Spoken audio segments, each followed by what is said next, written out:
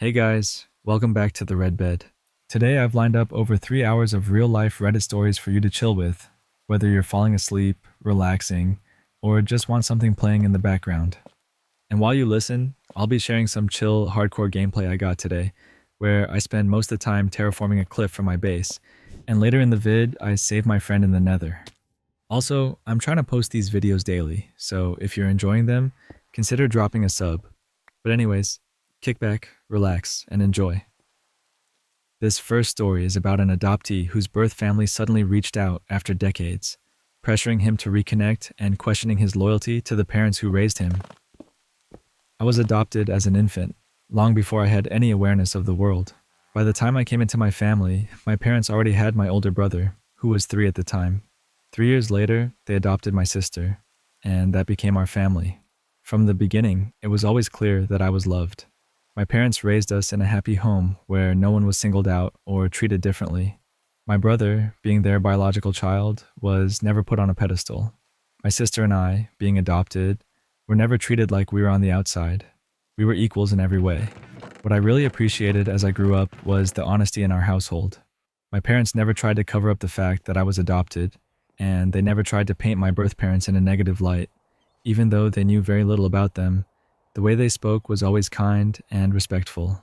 There was no bitterness, no judgment, just honesty and compassion. Because of that, maybe it shaped how I viewed things. Maybe it's just my nature, or maybe it's because I had such a good life. But I never wondered about my birth family. I never had a phase where I felt something was missing, or that I needed to search for them. I was content. My life was, and still is, full. I have a wonderful wife, 2 kids I adore, amazing parents who raised me, siblings I can always count on, in-laws who are great to be around, and grandparents who love us. For me, there's never been a hole to fill.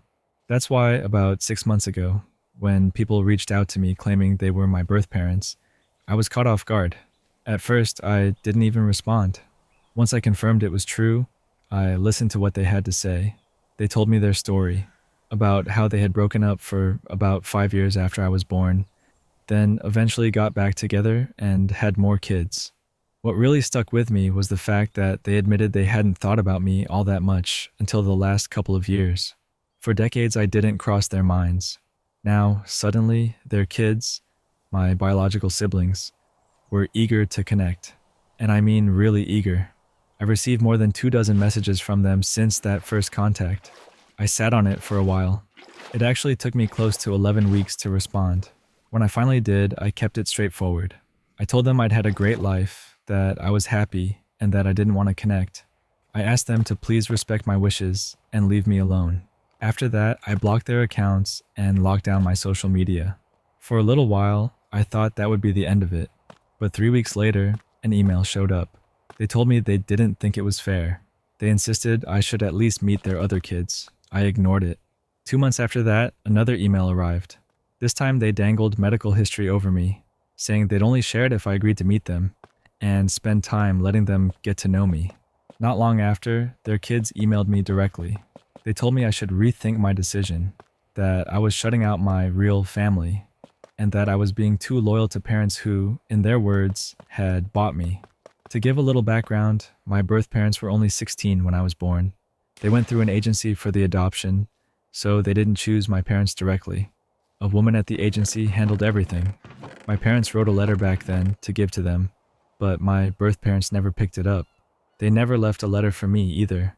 No family medical history, no message for the future, nothing. Now, even with all this reaching out, they've said they don't care to read the letter my parents wrote decades ago. Their kids, most of them adults now, only found out about me through other relatives, not even from their parents. As soon as they learned, they started pushing to meet me. I later learned they had tracked me down through some private investigator. I never heard from him directly, which I wish I had, because then I could have shut it down before they got my personal info. As it is, I have no idea what contact details of mine they still have. Thankfully, from what I can tell, they don't know I'm married or that I have kids.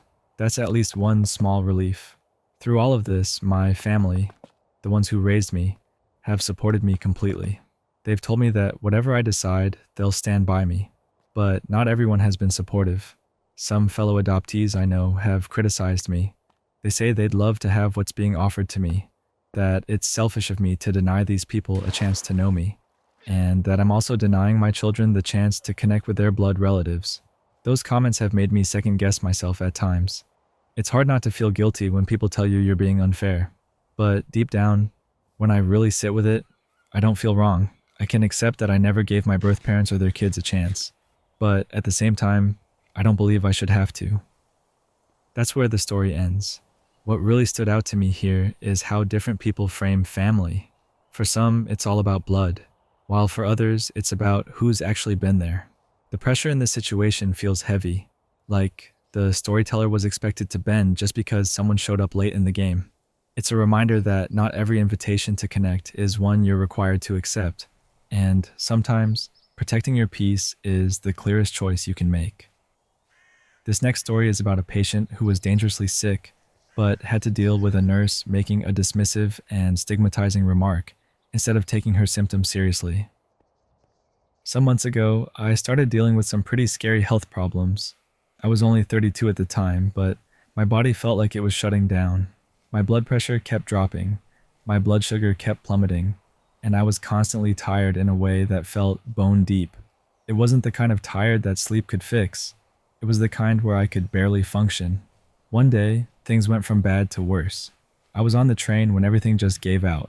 I passed out completely, and the next thing I knew, I was being rushed into the emergency room. I remember shivering, my speech was slurred, and doctors immediately thought it could be a stroke, or maybe even a heart attack.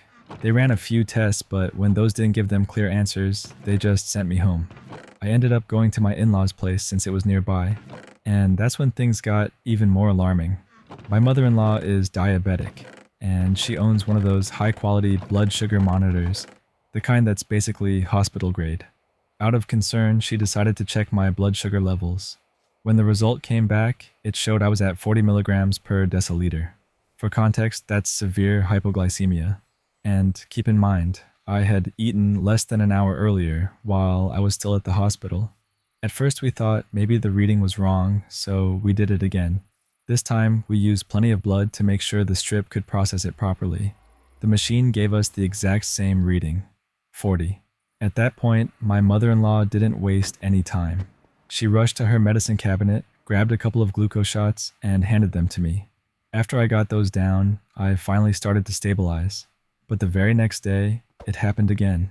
I was at my parents' house when I started going pale, shaking, and losing control of my body.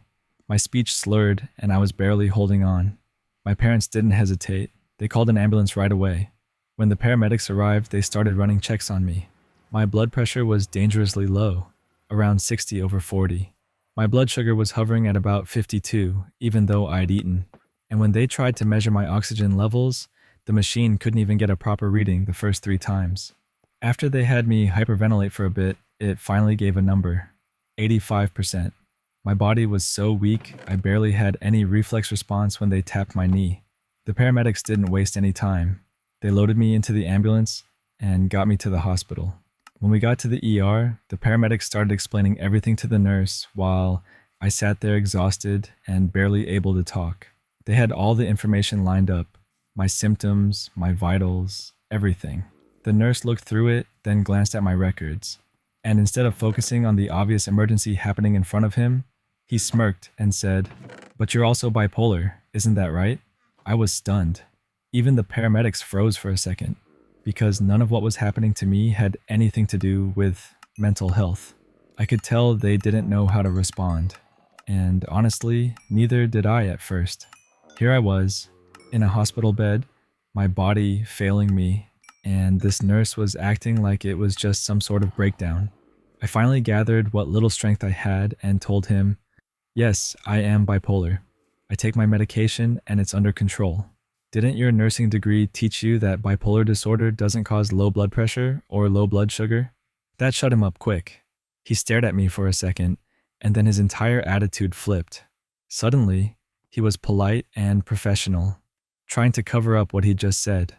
"Oh, I didn't mean it like that. I just have to check all the possibilities," he told me. And I shot back, "Then why did you laugh?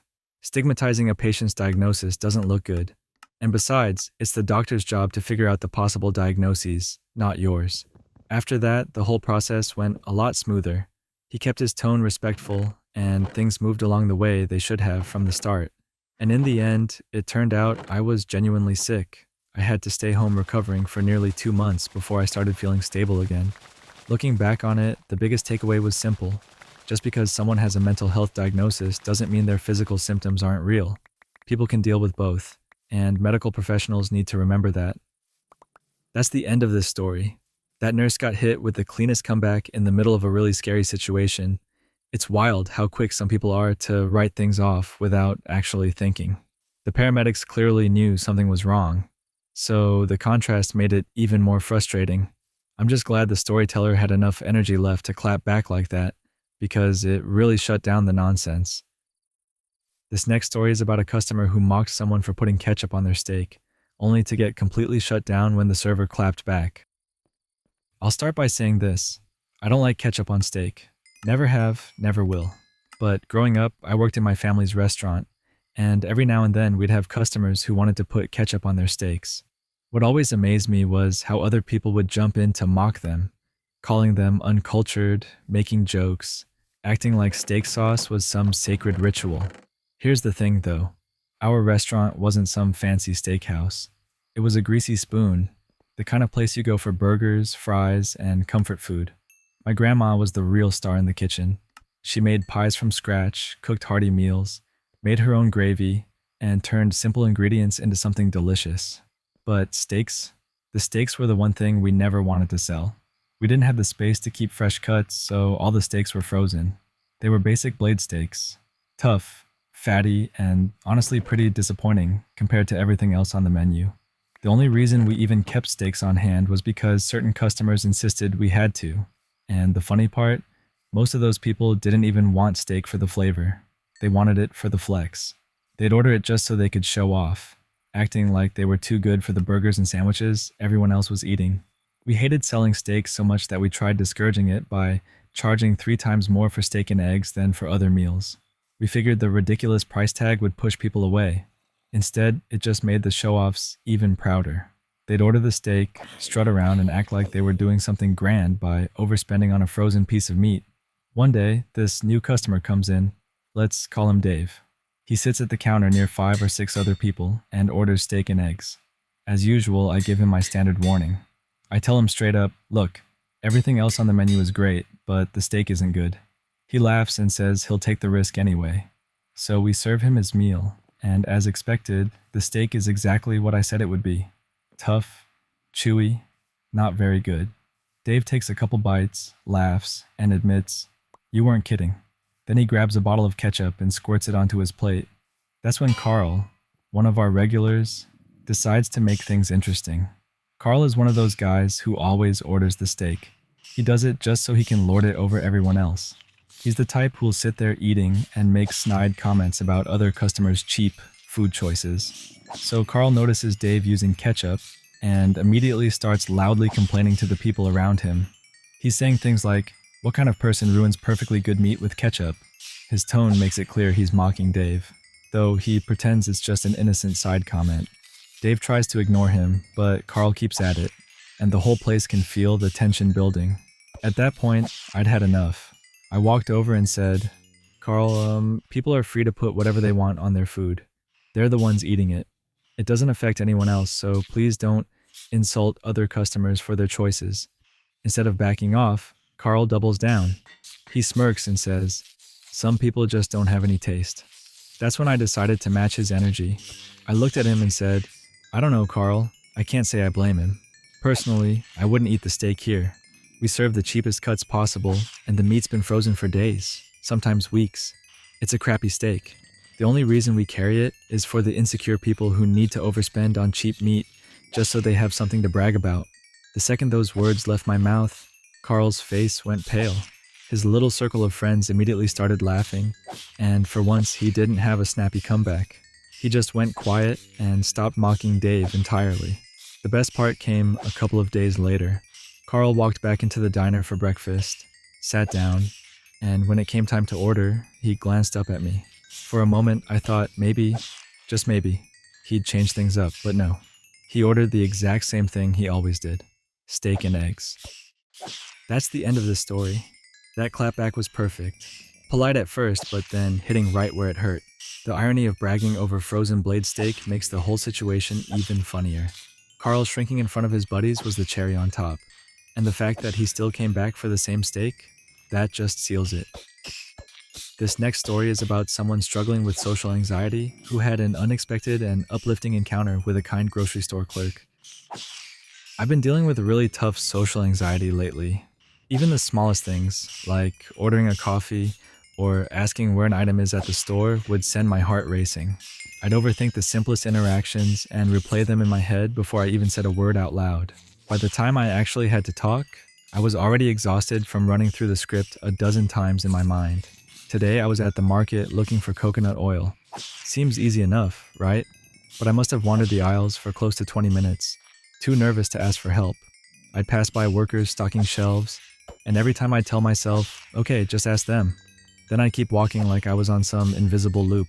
My palms were sweaty, my chest felt tight, and I kept talking myself out of it. The longer I delayed, the heavier it felt. Finally, I decided I couldn't keep pacing around like that. I took a breath and walked up to this older worker, a man who looked like he might have been in his 60s.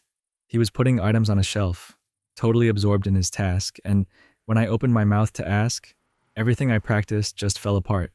Instead of saying, "Where's the coconut oil?" my brain short-circuited. What came out was, "Where's the coconut? Oil? Where's the coconut?" The words tumbled out choppy, like my tongue forgot how to work. In that split second, I felt like the ground might swallow me whole. My face went hot, and I was convinced this man was either going to laugh at me or think I'd lost it. But instead, he just paused for a second, then gave me this warm, understanding smile. He said in the calmest voice, "Hey, no big deal at all. I do that too sometimes. Brain just takes a little break, right?" The relief I felt was immediate. Like a knot in my chest finally came undone. He didn't make it weird, didn't make me feel small. He just treated it like it was the most normal thing in the world. Then, without hesitation, he set down the box he was holding and told me to follow him. As we walked through the aisles toward the baking section, he kept chatting casually, almost like he could sense I needed the distraction. He started telling me about how he used to be terrified of public speaking before he worked retail. He said the thought of standing up in front of people would make his hands shake, and he'd lose his words completely. But over time, just by talking to strangers every day, he learned that the world doesn't end when you stumble. We reached the shelf, and he picked up a jar of coconut oil before handing it to me. Then he said something that hit me harder than I expected. He told me, "You know what I learned? Most people are too busy worrying about their own crap to judge you for fumbling over words. We're all just figuring it out as we go." I stood there holding the jar, letting his words sink in. It wasn't some long speech or lecture. It was simple, but it felt real. In that moment, I realized I'd been building up these tiny interactions in my head like they were monumental tests. Meanwhile, most people were just living their lives, not keeping score of my stumbles. I thanked him, probably more sincerely than he expected, and walked away. But as I made my way toward the checkout, I couldn't stop thinking about it. That random clerk, who I'll probably never see again, ended up giving me one of the most genuine human connections I'd had in weeks. And it wasn't through some grand gesture. It was just kindness in the middle of an ordinary day. Later, as I carried my bag out of the store, I realized how much time I'd wasted replaying conversations in my head and worrying about mistakes that barely mattered. That man reminded me that everyone fumbles, everyone trips over their words, and most people don't care nearly as much as we think. And honestly, it left me wondering how many times a stranger has said exactly the right thing to someone without even realizing how much it meant. The world feels a little less heavy when someone meets you with grace instead of judgment. That's where the story ends. It's kind of amazing how one small moment can stick with you like that. Just a stranger saying the right words at the right time. Makes you think about how many little exchanges are happening every day that mean more than we realize. Honestly, it's a good reminder that even the smallest bit of kindness can shift someone's whole perspective. This next story is about a father who reached his breaking point with his daughter's husband, refusing to keep supporting their financial mistakes, and sparking a major conflict at home. I've got a stepdaughter who's 32, and she's been married to her husband, who's 28, for about 3 years now. From the very beginning, he made it clear that he believed in keeping finances completely separate. His whole philosophy was that each person should work and split everything 50-50. I'll be honest, I warned her not to marry him. I pleaded with her, told her I didn't think it was a good idea, but she went through with it because she said she loved him. Fast forward 3 years, and things have played out almost exactly the way I worried they would. She calls me all the time asking to borrow my car. Why? Because his car broke down, and he doesn't have the money to fix it. The thing is, they're both terrible with money, especially him, but she follows his lead. Instead of saving or budgeting, they act like they're living the good life, buying things they don't need, blowing money on so-called experiences, and basically pretending they're wealthy when they're not even close. To make matters worse, she actually earns more than he does. And even though his whole belief is that they should split things evenly, he insists that because she makes more, she should cover the big bills. So, while she's paying for home repairs and car expenses, he gets to keep more fun money for himself. She ends up with less leftover every month, and he walks around like he's free to do whatever he wants. It's frustrating to watch. My wife and I have helped them out plenty of times, but I've hit a wall. I finally told my wife that I was done funding her lazy husband. I sat my daughter down and had a serious talk. I told her, I didn't raise you to be this dumb. Leave him. You can do better. My wife wasn't happy with me after that. She argued that we weren't really helping him. We were helping her, our daughter. But I made it clear I wasn't going to keep handing over money for the sake of their bad decisions.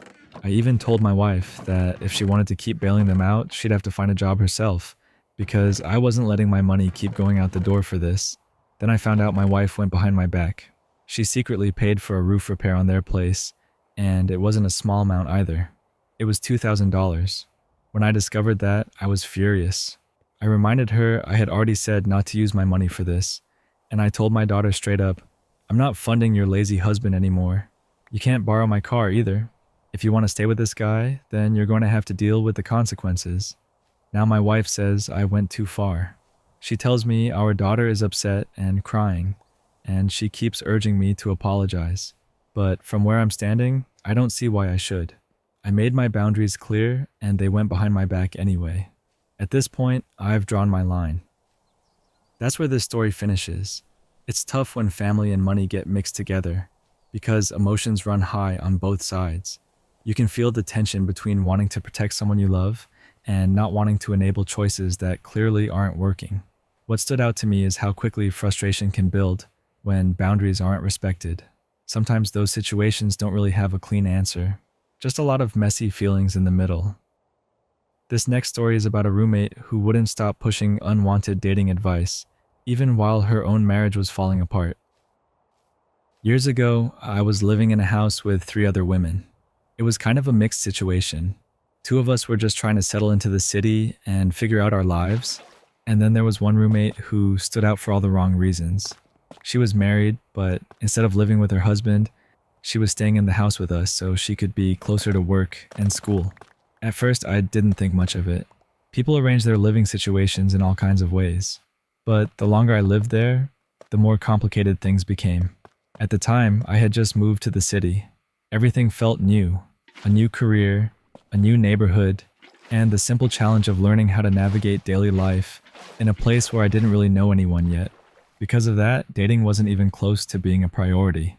My focus was on settling down, finding my rhythm, and building a stable foundation. My other 2 roommates understood that. They respected the fact that I wasn't looking to meet anyone right away. But the married one, she had a different opinion entirely. At first, her comments were lighthearted, almost harmless. She'd say things like, "New city, new you. Now's the best time to meet people." Or, "Guys won't talk to you because you're too pretty to be single. Let them know." It came across as playful advice in the beginning, like the kind of thing you might brush off with a laugh. But it didn't stop there. Before long, those small remarks turned into something more controlling.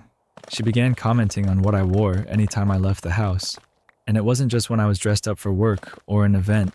She'd even critique my outfits if I was simply heading to the post office. She'd start dictating what I should say, how I should act, and what moves I should make in order to get a guy's attention. At first I tried to be polite. I told her I appreciated that she was trying to help, but I wasn't interested in dating. I made it clear that her advice wasn't necessary, and I wanted her to stop. But she didn't stop. If anything, she doubled down.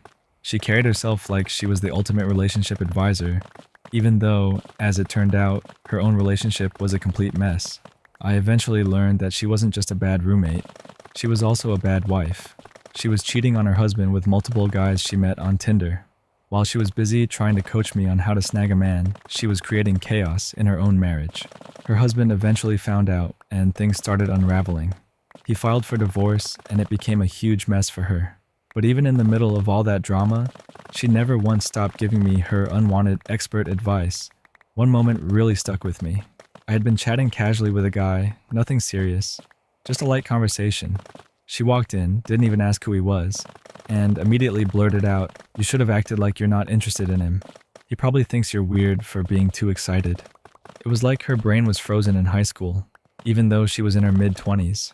Everything she said sounded immature, outdated, and completely tone-deaf. By that point, I was done with her. It wasn't just the dating comments. She was also lazy, dirty, unreliable, and generally difficult to live with. She was the kind of roommate who left messes for others to clean up and never followed through on what she said she'd do. Living with her was exhausting, and every word that came out of her mouth made me roll my eyes harder. So when I eventually agreed to go on a real date with the guy I'd been talking to, I kept it to myself. I didn't need her opinions or her constant lectures, but of course she found out, and when she realized I'd gone without her so-called coaching, she was furious. She demanded to know details, tried to pry into every aspect of the evening, and got visibly annoyed when I shut her down. At one point, she snapped at me and said, "I know you have no dating experience, and I'm trying to help you by making sure you're not with the wrong guy. If you want to stay with him, at least make sure he has money, so he'll take you to all the expensive places." That was the moment I lost all patience. I looked her straight in the eye and said, "So where did all your Tinder guys take you that was expensive enough to end your marriage?" I'll never forget the look on her face. She froze. Her hands were trembling, her face turned bright red, and I could see the rage building inside of her. But for once, just once, she stayed silent. She didn't have a comeback. And honestly, that silence was the most peaceful moment I'd had in that house in months. Of course, that wasn't the end of her drama. It took several more fights about rent, cleaning, and just the general chaos of living with her before I finally moved out. Once I did, I cut off all contact with her. I didn't need that kind of negativity in my life anymore. Later, through mutual connections, I heard that her divorce had gone through. Apparently after that, she kept trying to date, but every relationship ended quickly. She was dumped more times than I could count. Meanwhile, life moved on for me in a much different direction. I kept seeing the guy I had gone on that first date with. Things worked out for us. Eventually, we got married. And when our wedding day came, I posted my wedding photos online. Sure enough, she saw them. She saw that I had married the same guy she once told me to pretend not to like. The same guy she said probably thought I was weird for being too excited around him. It was the most satisfying twist to an already wild situation. That story wraps up here. This one had me shaking my head the whole way through. There's something almost funny about someone giving nonstop dating advice while their own relationship is crumbling. The irony just writes itself. I like how it ended with the wedding photos too. It's the kind of full circle moment that makes a story stick. And honestly, sometimes silence is the best comeback, especially when it leaves the other person fuming. This next story is about a mom who poured her heart into making a one-of-a-kind birthday cake for her daughter, only to be pressured by another parent who demanded the same treatment for her own child. Back in college, I worked part-time at a bakery to help pay my way through school. That was where I first learned some cake decorating skills from one of the confectioners. It wasn't anything too serious at the time, just part of my job, but I picked up enough techniques to carry with me. Over the years, I've only used those skills occasionally, usually when I wanted to do something special for my partner, family, or close friends. I've always leaned on my engineering background to design cakes that weren't just pretty, but also carefully structured. And honestly, they came out well, mostly because I made them with love and with the specific person in mind. A few months ago, my daughter turned 4.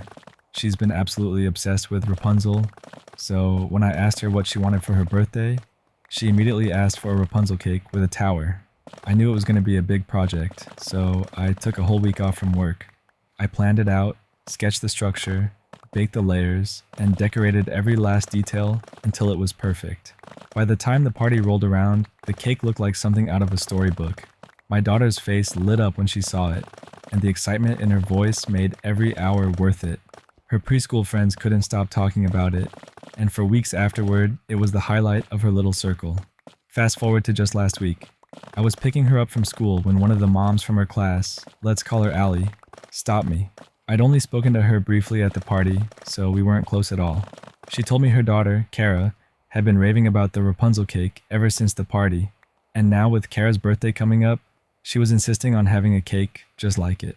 Allie asked if I'd be willing to make one for her daughter's party. At first, I tried to be polite. I explained that the cake for my daughter took a huge amount of time and effort, and with my stressful job and long hours, I really didn't think I could manage another project like that. But Allie didn't want to hear it.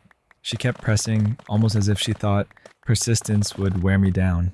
I was in a hurry, so I told her I'd think about it and let her know. She made sure to grab my number before I left. That evening, I asked my daughter if Kara was a close friend.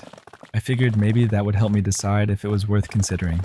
My daughter just shrugged and said Kara was bossy and she didn't even like her that much. She only played with her sometimes because Kara was friends with her best friend.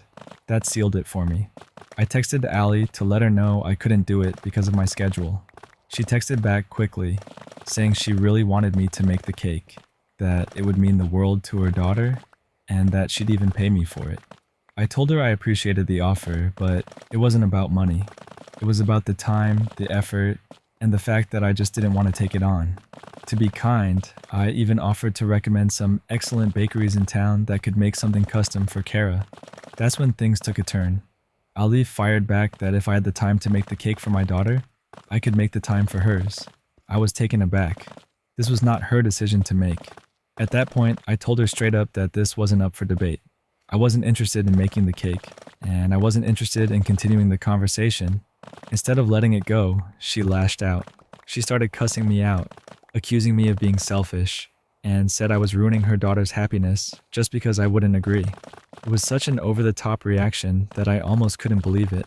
What had started as a simple boundary about my time had turned into her attacking me for not putting her child's wants above my own free time. That story wraps up here. Some people really show their true colors when they don't get their way. It's kind of wild how quickly a casual ask can spiral into a full-on meltdown. What stood out to me most is how the mom tried to guilt-trip someone into doing free labor just because her kid wanted it. It's a reminder that sometimes the line between a request and a demand is way thinner than it should be. This next story is about a small-town gym where one guy kept hoarding all the 5-pound plates until another member got creative about making sure he couldn't find them. I go to a small local gym in my town. It's nothing fancy at all. Honestly, it feels more like an old community rec center than a modern fitness club. You walk in and the first thing you notice is the smell. A mix of rubber mats, cleaning spray, and the faintest trace of sweat that never quite washes out of the air. There are 2 squat racks shoved against one wall, a couple of benches that have seen better days, and a row of treadmills that are more broken than functional. Out of maybe 6 treadmills, 3 of them are out of order at any given time, and the others squeak with every step. But for all its quirks, I like this gym. It's affordable, quiet most of the time, and close to home. It's not a place where influencers come to film themselves or where people show up in coordinated outfits. It's more of a get in, get your work done, and leave kind of spot. Now, because it's such a small gym, there's not a ton of equipment. You learn pretty quickly to work around what's available. And one thing that's especially limited are the 5-pound plates. You wouldn't think they'd be such a big deal, but when there are only 6 in the whole building, those plates become precious. If you're warming up or trying to ease yourself into a heavier lift, those little 5-pounders are gold. Unfortunately, there's one guy who ruins it for everybody. Every gym has that one person, right? The one who doesn't follow the unwritten rules. The one who treats shared equipment like it's his personal property. At my gym, that guy is the 5-pound hoarder. Instead of just grabbing a 10-pound plate or even a 20 like a normal person, he insists on stacking 4 or 5 5-pound plates on each side of his bar. And he doesn't just load them all at once. He puts them on one by one. slowly, like he's building a Lego tower. The bar ends up looking ridiculous, like a collection of poker chips stacked up in neat little piles. The worst part? If you ask him for one, even if it's just sitting on the floor by his feet while he's scrolling on his phone, he'll say, "I'm using it," every time. Doesn't matter if he hasn't touched it in 10 minutes. Doesn't matter if there are 4 of them gathering dust on the ground. According to him, they're in use. At first, I let it go. I figured maybe he was just having an off day, or maybe it was a one-time thing, but nope. Every time I saw him, it was the same. He'd gather up nearly every 5-pound plate in the gym and guard them like they were family heirlooms. Meanwhile, the rest of us were stuck adjusting our workouts because we couldn't find a single one. Last week, I finally had enough. I was finishing up my sets on the bench and noticed 2 5-pound plates sitting there, untouched. He was across the room at the cable machine, half distracted by his phone, not even looking in the direction of the plates. So I walked over, picked them up, and casually carried them to the yoga corner. Now, the yoga corner is this little tucked away space with mats, foam rollers, and a basket of resistance bands. Hardly anyone uses it except for stretching or the occasional ab circuit. It was the perfect hiding spot. I slid the plates behind the foam rollers and mats, then dropped onto a yoga mat and pretended to stretch. To anyone watching, it just looked like I was cooling down after my bench session. A few minutes later, I looked up and saw him. He was pacing around like he'd lost his wallet. First, he bent down to check under the benches. Then he moved to the dumbbell rack, looking behind it like maybe the plates had magically rolled there. At one point, he even opened the cleaning supply closet, as if the staff had decided to store weights next to the mops and sanitizer.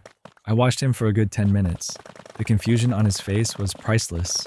Eventually, he gave up and grabbed a 10-pound plate instead. For once, he actually had to do what the rest of us do every day, use the weights that were available. That gave me an idea. If he was going to keep hoarding the 5-pounders, I was going to make sure he couldn't. Now, whenever I see him start gathering them up, I wait until he wanders off. As soon as he's distracted, usually scrolling on his phone again, I move 1 or 2 somewhere else. I don't always use the same spot either. One time I tucked a plate behind the sanitizer wipes. Another time I slid one under the ledge by the windows. Once I even placed one neatly on the kettlebell shelf. They're not hidden forever. Eventually people find them, but it keeps him from collecting the entire set like they're his personal property. The best part is that he still hasn't figured it out. He just keeps losing track of them and eventually settles for 10s like the rest of us. Meanwhile, the rest of us can actually grab a 5-pounder when we need one. Is it petty? Absolutely. I'm not even going to pretend otherwise, but honestly, it feels fair. The way I see it, if you treat the gym like it's your personal kingdom, don't be surprised when the rest of us quietly level the playing field. At least now, those plates aren't locked up in his little towers every time I walk in the door. That's where this story ends. I love this kind of petty revenge. It's small, harmless, and funny, but it makes a big difference for the people around you. What makes it satisfying is how subtle it is. He still hasn't caught on, and meanwhile, everyone else gets to use the plates again. Honestly, sometimes a little creativity is the best way to handle entitled behavior. This next story is about a homeowner who ignored signs of an ant problem for years, only to end up with massive structural damage and a financial disaster. This all started about 5 years ago. Back then, I'd see a few big black ants casually strolling across my kitchen counter like they owned the place. At first, I didn't think much of it. I just wipe them up, grumble under my breath, and move on. I figured they were just little scouts, maybe a handful of strays that would lose interest once they realized I kept the place clean. No crumbs, no food left out. In my head, that was enough reason to believe they'd eventually get bored and move along. But, spoiler alert, they did not leave. What I didn't realize at the time was that these weren't your ordinary sugar ants. They were carpenter ants, and their goal wasn't to sneak food from me. It was to chew their way through my house and slowly turn it into lumber for their colony. Looking back, the red flags were everywhere, and I ignored every single one. The first sign was the sawdust. Every so often, I'd notice small piles of coarse dust down in the basement near the foundation. I brushed it off as leftover debris from some old project, vacuumed it up, and moved on. I didn't know then that what I was cleaning was frass, the literal waste from tunnels being carved inside my walls. I was vacuuming away the evidence of my own house being eaten alive. Then came the noises.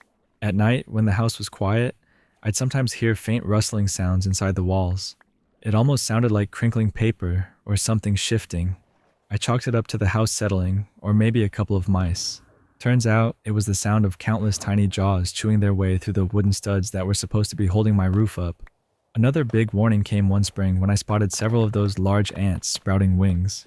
I remember squishing them and thinking, well, that's odd, before going about my day. I had no clue these were swarmers, reproductives. The presence of winged ants inside the house wasn't just unusual. It was a giant neon sign flashing, "Congratulations, you've got a mature breeding colony living in your walls." And still, I completely missed it. The real nightmare hit last weekend. I was hanging a picture in the living room, just tapping a nail into the wall like I'd done countless times before. Only this time, instead of feeling resistance from solid wood, my hammer went straight through with a sickening crumble. The drywall gave way, and a chunk of the wall actually broke off. What I saw inside that hole was straight out of a horror movie. There was a seething mass of large black ants scrambling through what used to be solid wood. The stud behind the wall wasn't wood anymore. It was basically pulp. It looked like someone had fed it through a wood chipper, hollowed out completely, with tunnels twisting and branching in every direction. That's when the panic really set in. I called an exterminator right away. The inspection that followed felt like a brutal autopsy of my home. He traced the main nest up to the roof, where a small, clogged gutter leak had been dripping for years. It was one of those little repairs I'd always meant to get around to, but never did. That leak created the perfect entry point and moisture source for them. From there, the ants had spread out, establishing satellite colonies inside the walls, and even under a section of the subfloor. The exterminator described it like a hidden highway system, all connected by scent trails. When the damage report came in, it was like being punched in the stomach. Fumigating alone was expensive, but the real cost was the repairs. They have to tear out and replace parts of the roof sheathing, multiple wall studs, and sections of the floor. The estimate landed at $40,000. And just when I thought it couldn't get worse, I found out insurance wouldn't cover any of it. Homeowners insurance considers insect damage preventable. In other words, a maintenance issue, which means the entire bill lands squarely on me. So in the end, my little passive-aggressive war with a handful of ants ended with them winning. They didn't just take over my walls, they chewed right through my life savings. That's where the story ends. It's wild how something so small can lead to something that huge. The part that sticks with me is how many warning signs were there, just brushed off as nothing. It makes you think about all the little, I'll get to it later things people put off around the house. Sometimes it really does catch up in the worst possible way. And ants being the ones to cause all that chaos somehow makes the whole thing even more surreal. This next story is about someone who tried to fix their Wi-Fi router and ended up with the entire neighborhood thinking the house was on fire. I've never claimed to be a tech expert. In fact, if there's one thing I usually avoid, it's messing with wires and blinking lights. But after a few days of my Wi-Fi cutting out like a bad reality TV plot twist, I figured it was time to be a responsible adult and fix it myself. How hard could it be, right? So, armed with nothing but Google and misplaced confidence, I pulled up a YouTube video. The guy in the video sounded like he knew exactly what he was talking about, and he kept saying the problem was probably just the cables. That seemed simple enough. I ran to the store, picked up a bunch of cables that looked like they'd fit, didn't bother checking too carefully, and came home ready to play tech support. Spoiler alert, those cables did not work. Instead of making things better, I ended up crawling around on the floor like I was defusing a bomb. Except instead of saving the world, my entire mission was just to get Netflix to load again. The sweat was dripping, my knees were sore from the carpet, and I was staring at the router like it had personally betrayed me. Then, in my panic, I yanked the wrong cable out of the router. Instantly, boom, the internet went completely dead. Not just glitchy anymore, entire house offline. That's when I really started to freak out. As I scrambled on the floor, trying to remember what cable went where, I suddenly heard this faint beeping sound. At first I thought maybe it was my smoke alarm. Then I thought maybe it was a car alarm outside. But the sound didn't stop. It kept going, steady and loud enough to make me pause mid-cable struggle. Finally, it hit me. The sound wasn't coming from inside my house at all. It was coming from outside. Apparently, my neighbors heard something too. Only instead of assuming it was my Wi-Fi meltdown, they thought my house was on fire. Next thing I know, they called the fire department. So there I am, still on the floor with cables in one hand and the router in the other, when I hear a knock at the door. I stumble up to answer it, sweating like I've just finished a workout, router tucked under my arm like it's a newborn, and standing there, filling the doorway, is an actual firefighter in full uniform. He looks serious, like he's ready to drag people out of burning rooms. He says, "Hey, we got a call about smoke or something. Everything okay in here?" I froze for a second, router in one hand, cable dangling in the other. Then I muttered, "Oh yeah, everything's fine. I'm just fixing my Wi-Fi." The look on his face said it all. He gave me the kind of expression reserved for the truly clueless. Then he glanced back at my neighbor, who was hovering at the edge of my yard, trying not to look guilty. The fireman just shrugged, gave him a thumbs up, and said, basically, "Nothing to see here. It's just a guy wrestling with his router." You'd think that would have been the end of it. Problem solved, fire scare averted, but nope. 5 minutes later, half the neighborhood had gathered outside my house. People were whispering, some were debating if they should start evacuating the block, and one person even asked if I smelled gas. Meanwhile, I'm standing in my doorway, clutching a router, wishing the ground would swallow me whole. My neighbor won't even look at me anymore. Anytime we pass each other now, whether it's by the mailbox, on the sidewalk, or just driving past, he stares straight ahead like we've never met. I've become the weird neighbor with the fake fire alarm and the Wi-Fi disaster. And the cherry on top? After all of that, the Wi-Fi was still down. All that stress, the fire department visit, the crowd in my front yard, and I didn't even manage to fix the original problem. But at least I walked away with something. A brand new nickname from the neighborhood. From now on, I'm apparently known as the Wi-Fi Warrior. That's where this story ends. This one's hilarious in the most secondhand embarrassment kind of way.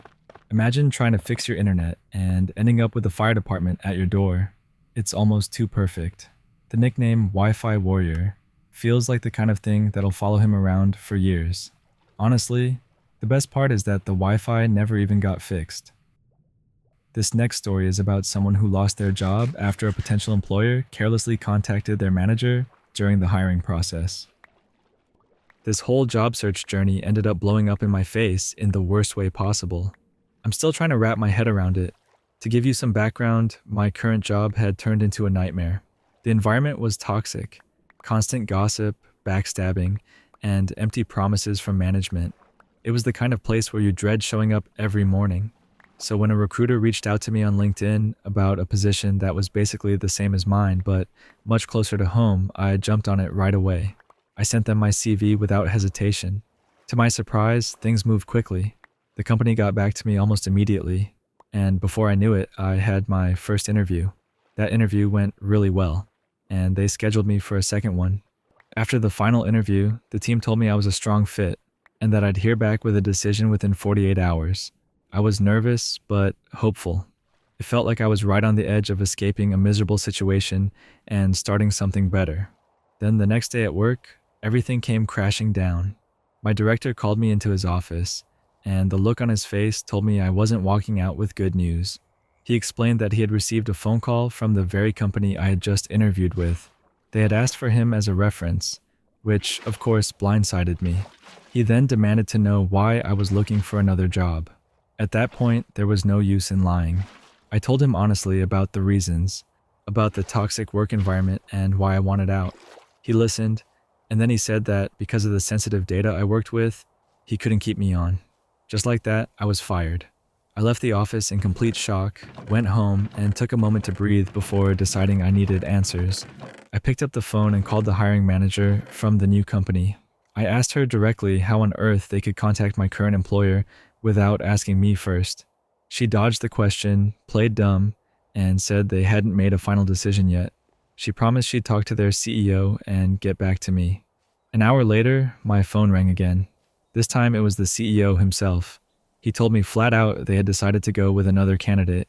I pushed him on why my manager had been contacted, and he gave me some roundabout, nonsensical excuse that didn't add up at all. He claimed he had no idea how my director found out, which honestly just made me angrier. And then, to top it all off, he admitted he wasn't even sure about the person they had hired. He said he'd heard the guy wasn't very reliable, and that maybe they'd reach out to me if things didn't work out. I just sat there stunned. They had pursued me, put me through 2 interviews, told me I was a great fit, contacted my current employer without my consent, got me fired, and then didn't even offer me the job. And on top of that, the CEO had the nerve to dangle the idea that I might get a callback if their new hire didn't work out. It was one of the most unbelievable and frustrating experiences I've ever gone through.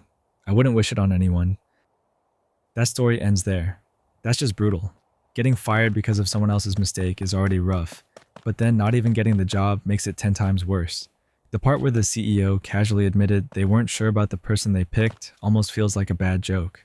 Honestly, it's one of those situations that just leaves you shaking your head, because what can you even say to that? This next story is about a young woman whose parents tried to ground her at 21, while letting her younger brother live with no rules at all. I'm 21 years old, and right now I'm still living at home while I finish school and work part-time. On paper, that might not sound too unusual, but the reality of living under my parents' roof at this age is a lot more complicated than most people might expect. My parents are extremely strict with me, and I don't just mean a little protective. I'm talking about full-blown rules that feel more suited for a 15-year-old than someone in their 20s.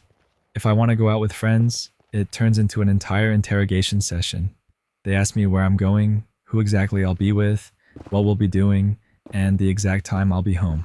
Even when I give them an answer, I get follow-up questions, like they're trying to poke holes in my story. It feels less like I'm asking permission and more like I'm being cross-examined. And then, even if I stick to my plans perfectly, I still end up getting texts or calls while I'm out, just to check on me. If I'm even a little bit late, like 10 or 15 minutes late, they'll blow up my phone, and then I know for sure there'll be a lecture waiting for me when I walk in the door. I've lost count of how many nights I came home from what should have been a fun evening, only to sit in the kitchen for half an hour being scolded like I'm still in high school. What makes this even harder to swallow is how differently they treat my younger brother. He's 18, and to say he gets away with everything would be an understatement. He goes out whenever he feels like it. He doesn't tell them where he's going, who he's with, or when he'll be back. Sometimes he doesn't even come home until the next morning, and no one bats an eye. On top of that, he'll skip classes here and there, and instead of being angry, my parents laugh it off. They'll literally shrug and say, "Oh, that's just how he is." It's like we live under 2 completely different sets of rules, even though we're only 3 years apart. That double standard has been eating at me for years. It makes me feel like no matter what I do, I'll always be treated like a child, while my brother gets to enjoy all the freedom of being a young adult. I've tried to point it out before, but my parents always brush me off or say things like, "We trust you more. That's why we're harder on you," which doesn't even make sense. Fast forward to last weekend. One of my close friends was having a birthday party, and she really wanted me to come. Normally, I'd try to get my parents' approval before going anywhere, but I already knew how it would play out. If I told them about the party, they'd grill me with questions, probably decide they didn't like the idea, and then either tell me not to go or guilt me until I decided to stay home. I didn't want to deal with that. I just wanted to go, celebrate my friend, and have a normal night like anyone my age should be able to have. So I made a decision. For once, I wouldn't ask. I wouldn't even tell them. I just left. And I'll admit, it felt strange sneaking out at 21, but I was determined to enjoy the night without the stress. The party was fun, and for a little while, I forgot about all the tension at home. But the second I came back, reality hit me. My parents were waiting, and they were furious. They yelled at me about being disrespectful and irresponsible, and then, in a tone I honestly couldn't believe, they told me I was grounded. Grounded. At 21 years old. That was the moment I snapped. I've been bottling up my frustration for years, and I couldn't hold it in anymore. I told them straight up that the only reason they tried to control me so much was because I'm their daughter, while my brother got to live with total freedom. I pointed out the double standard, the unfairness, and how humiliating it felt to be treated like a child when I was old enough to legally drink, vote, and make my own decisions. The argument spiraled.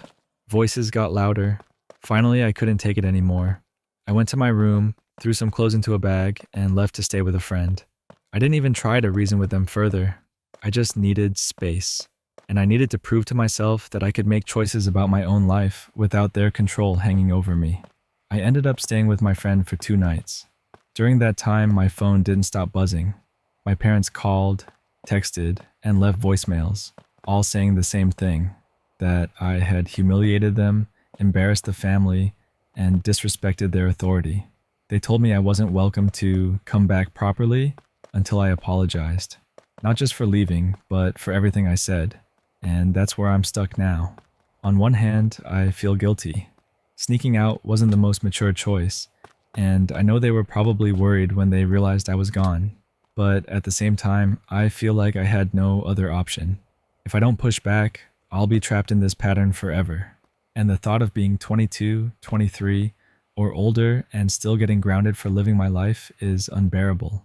So I keep asking myself, am I wrong for leaving? Should I have just accepted being grounded at 21 and stayed home? Or was it reasonable for me to stand up for myself and walk out when the rules became too much? That story wraps up here. That one really shows how double standards can push someone to their limit. It's not just the grounding, it's years of being treated like a kid while the sibling gets a free pass. Honestly, I can see why leaving felt like the only option in that moment. The whole thing just feels exhausting. And at 21, it makes sense to want some breathing room. This next story is about a mom who finally spoke up when her partner's relative insulted his wife at a family birthday party, and not everyone appreciated it.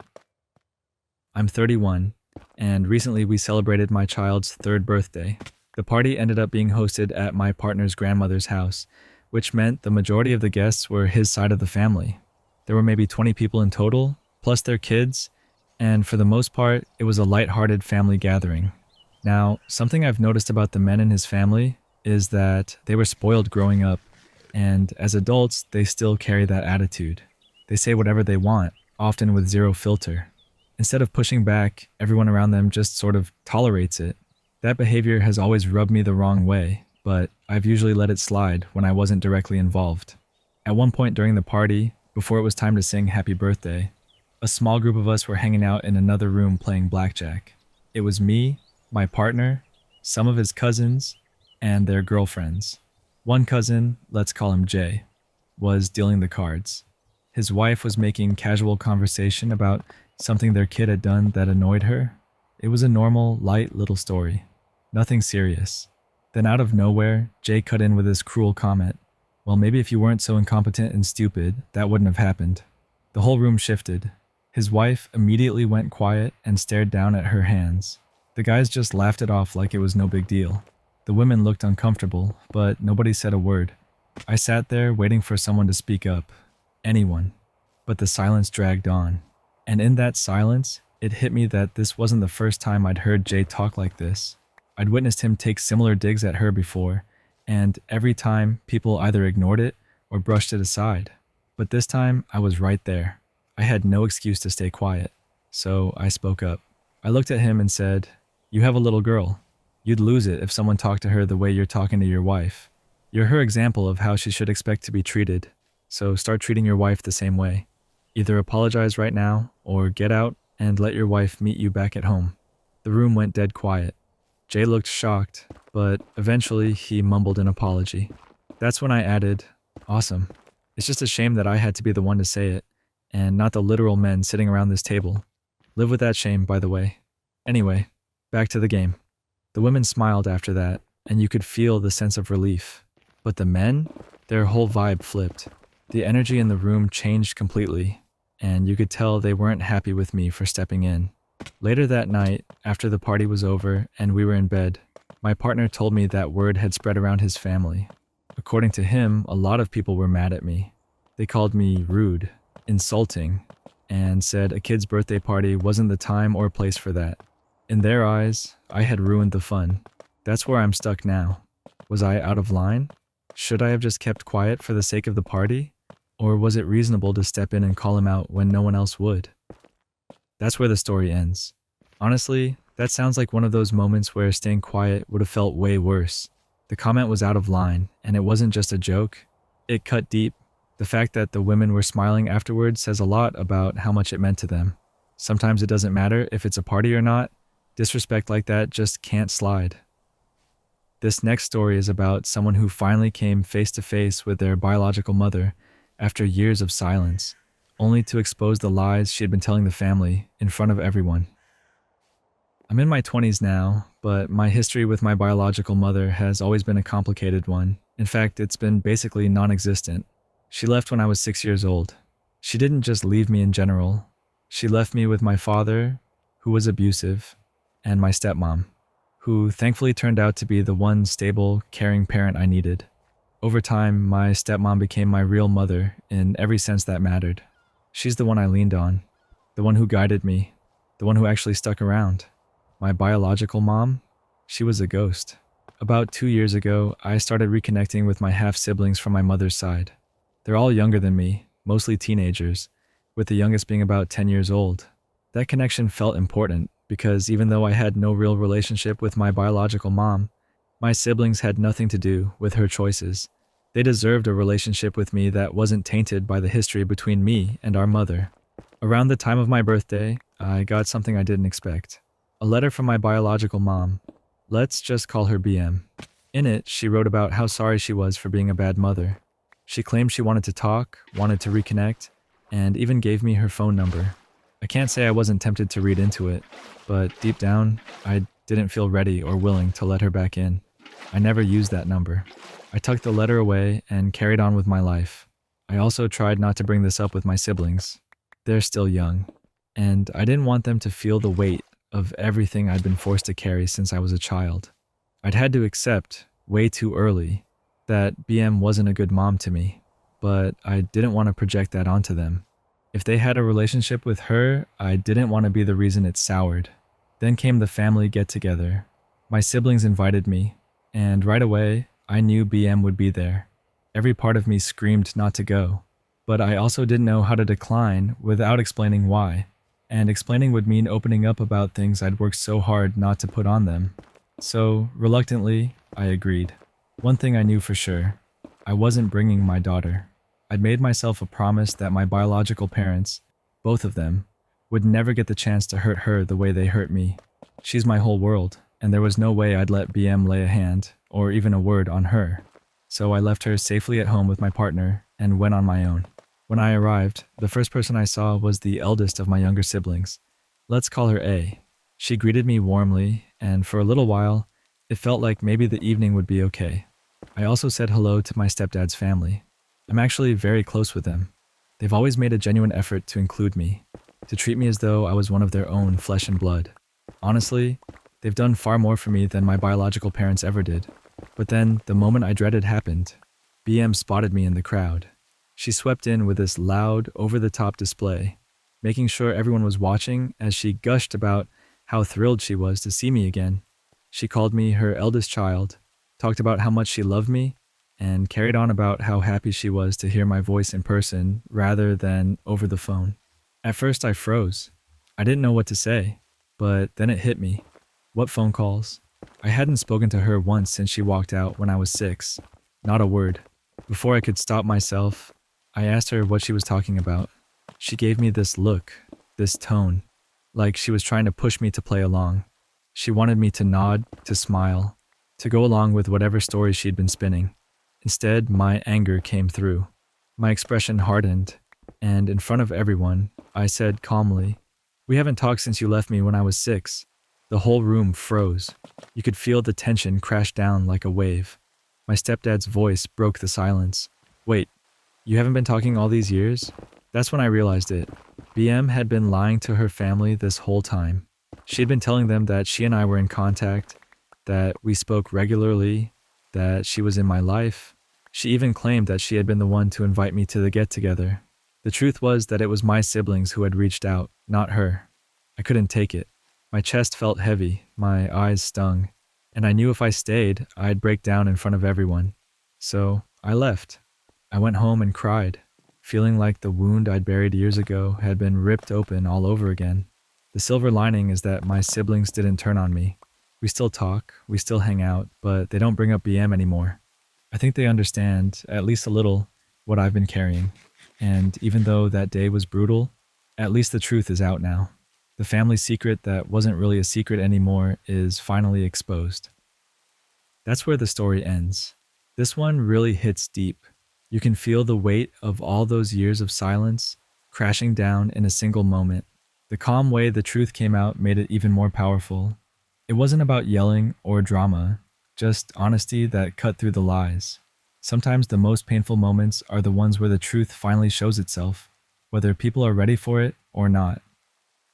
This next story is about a janitor just trying to do their job, only to get berated by a woman who insisted they change their entire work schedule so she could dry her hair in peace.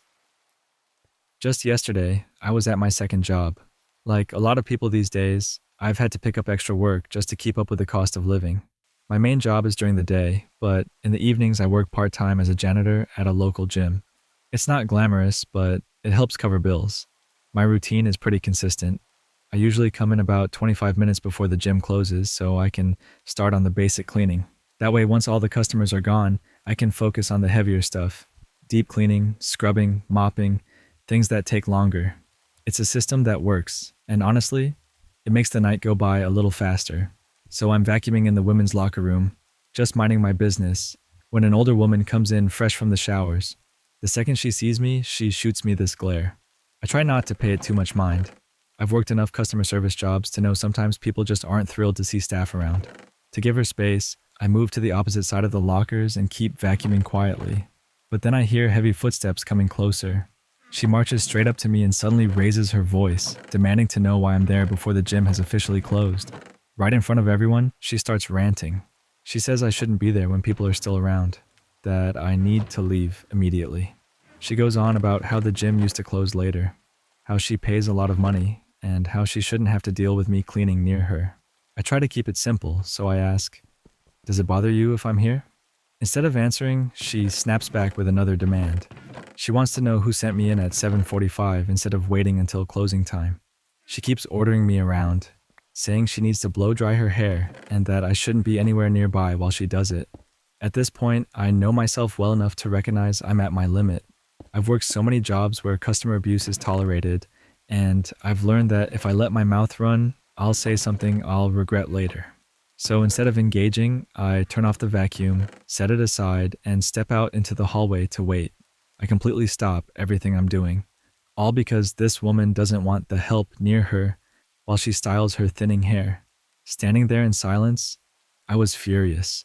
She talked to me like I was beneath her, like I didn't even deserve to be in the same room. I could feel the anger sitting in my chest, but I swallowed it because I didn't want to risk my job. Eventually, she came strutting out of the locker room. As she passed me, she gave me another glare and said, "All set now," as if she were dismissing me like a servant.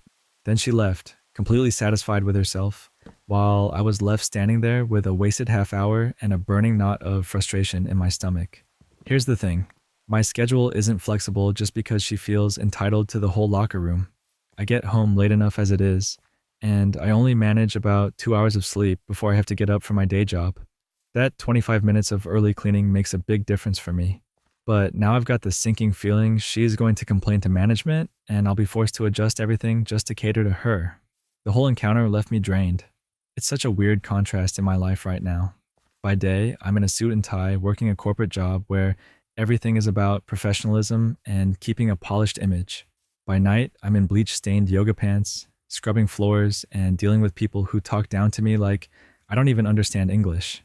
It's exhausting, and moments like that stick with you. One rude interaction might not sound like much, but when you're already stretched thin, it weighs on you. And honestly, it just makes me wonder how many other people out there are grinding just as hard and being treated the same way. That's where the story ends. That woman's attitude really showed how entitled some people can be. It's wild to think she expected someone to rearrange their entire work schedule just so she could dry her hair without being bothered. The contrast between the effort of holding two jobs and the pettiness of that complaint makes it even more frustrating. And the way she dismissed the storyteller at the end, like giving permission to keep working, just makes your jaw drop. This next story is about a hostess at a 5-star hotel who had to deal with a pushy family of 8, demanding a table that simply didn't exist. I work as a hostess at a 5-star hotel, and during the summer the place gets packed with tourists. The hotel itself can host around 500 guests, but the main restaurant only has 188 seats. That math doesn't always work out, especially when big families all want to sit together. It means I spend a lot of my shifts balancing expectations with reality, and sometimes it's just impossible to make everyone happy. Last night was one of those nights. My manager had the day off, and while we did have the food and beverage assistant on duty, he was tied up at the exact moment this all went down. On top of that, he usually avoids stepping into restaurant seating problems anyway, because my manager doesn't like when he interferes. So I was pretty much on my own when a family of 8 walked in at peak dinner rush. They immediately asked for a table at the very front, right by the sea view. Of course, every single one of those tables had already been claimed. The only options available at that moment were a reserved table for 7 in the back and a few scattered tables for 4. In other words, there was absolutely no way to seat 8 people together, especially not up front. I tried to offer a solution. At the front, we had a table for 2 that was free, a table for 2 next to it that was occupied, and a table for 4 beside that which was also free. I explained that if they were willing to wait until the middle table opened up, I could push all 3 together and make one big table for them. It wasn't instant, but it was the best possible option. They weren't thrilled, but they agreed to wait, so I asked them to sit at the bar while I started prepping the tables. 7 or so minutes later, they came back asking if the spot was ready. When I said not yet, they immediately demanded to sit at the reserved table for 7 in the back. I had to explain that no, that table wasn't for them. It was already booked. At that point, my patience started to slip. I could feel my voice rising as I explained the situation yet again. I had already told them everything multiple times, and they still kept acting like I was hiding some magical extra table from them. The restaurant was visibly full. They could see it with their own eyes. But instead of accepting it, they just kept pushing. Eventually, I had to step away and let one of my more experienced coworkers take over. I knew she couldn't magically create space for them either, but I was at the end of my rope. The whole interaction had drained me.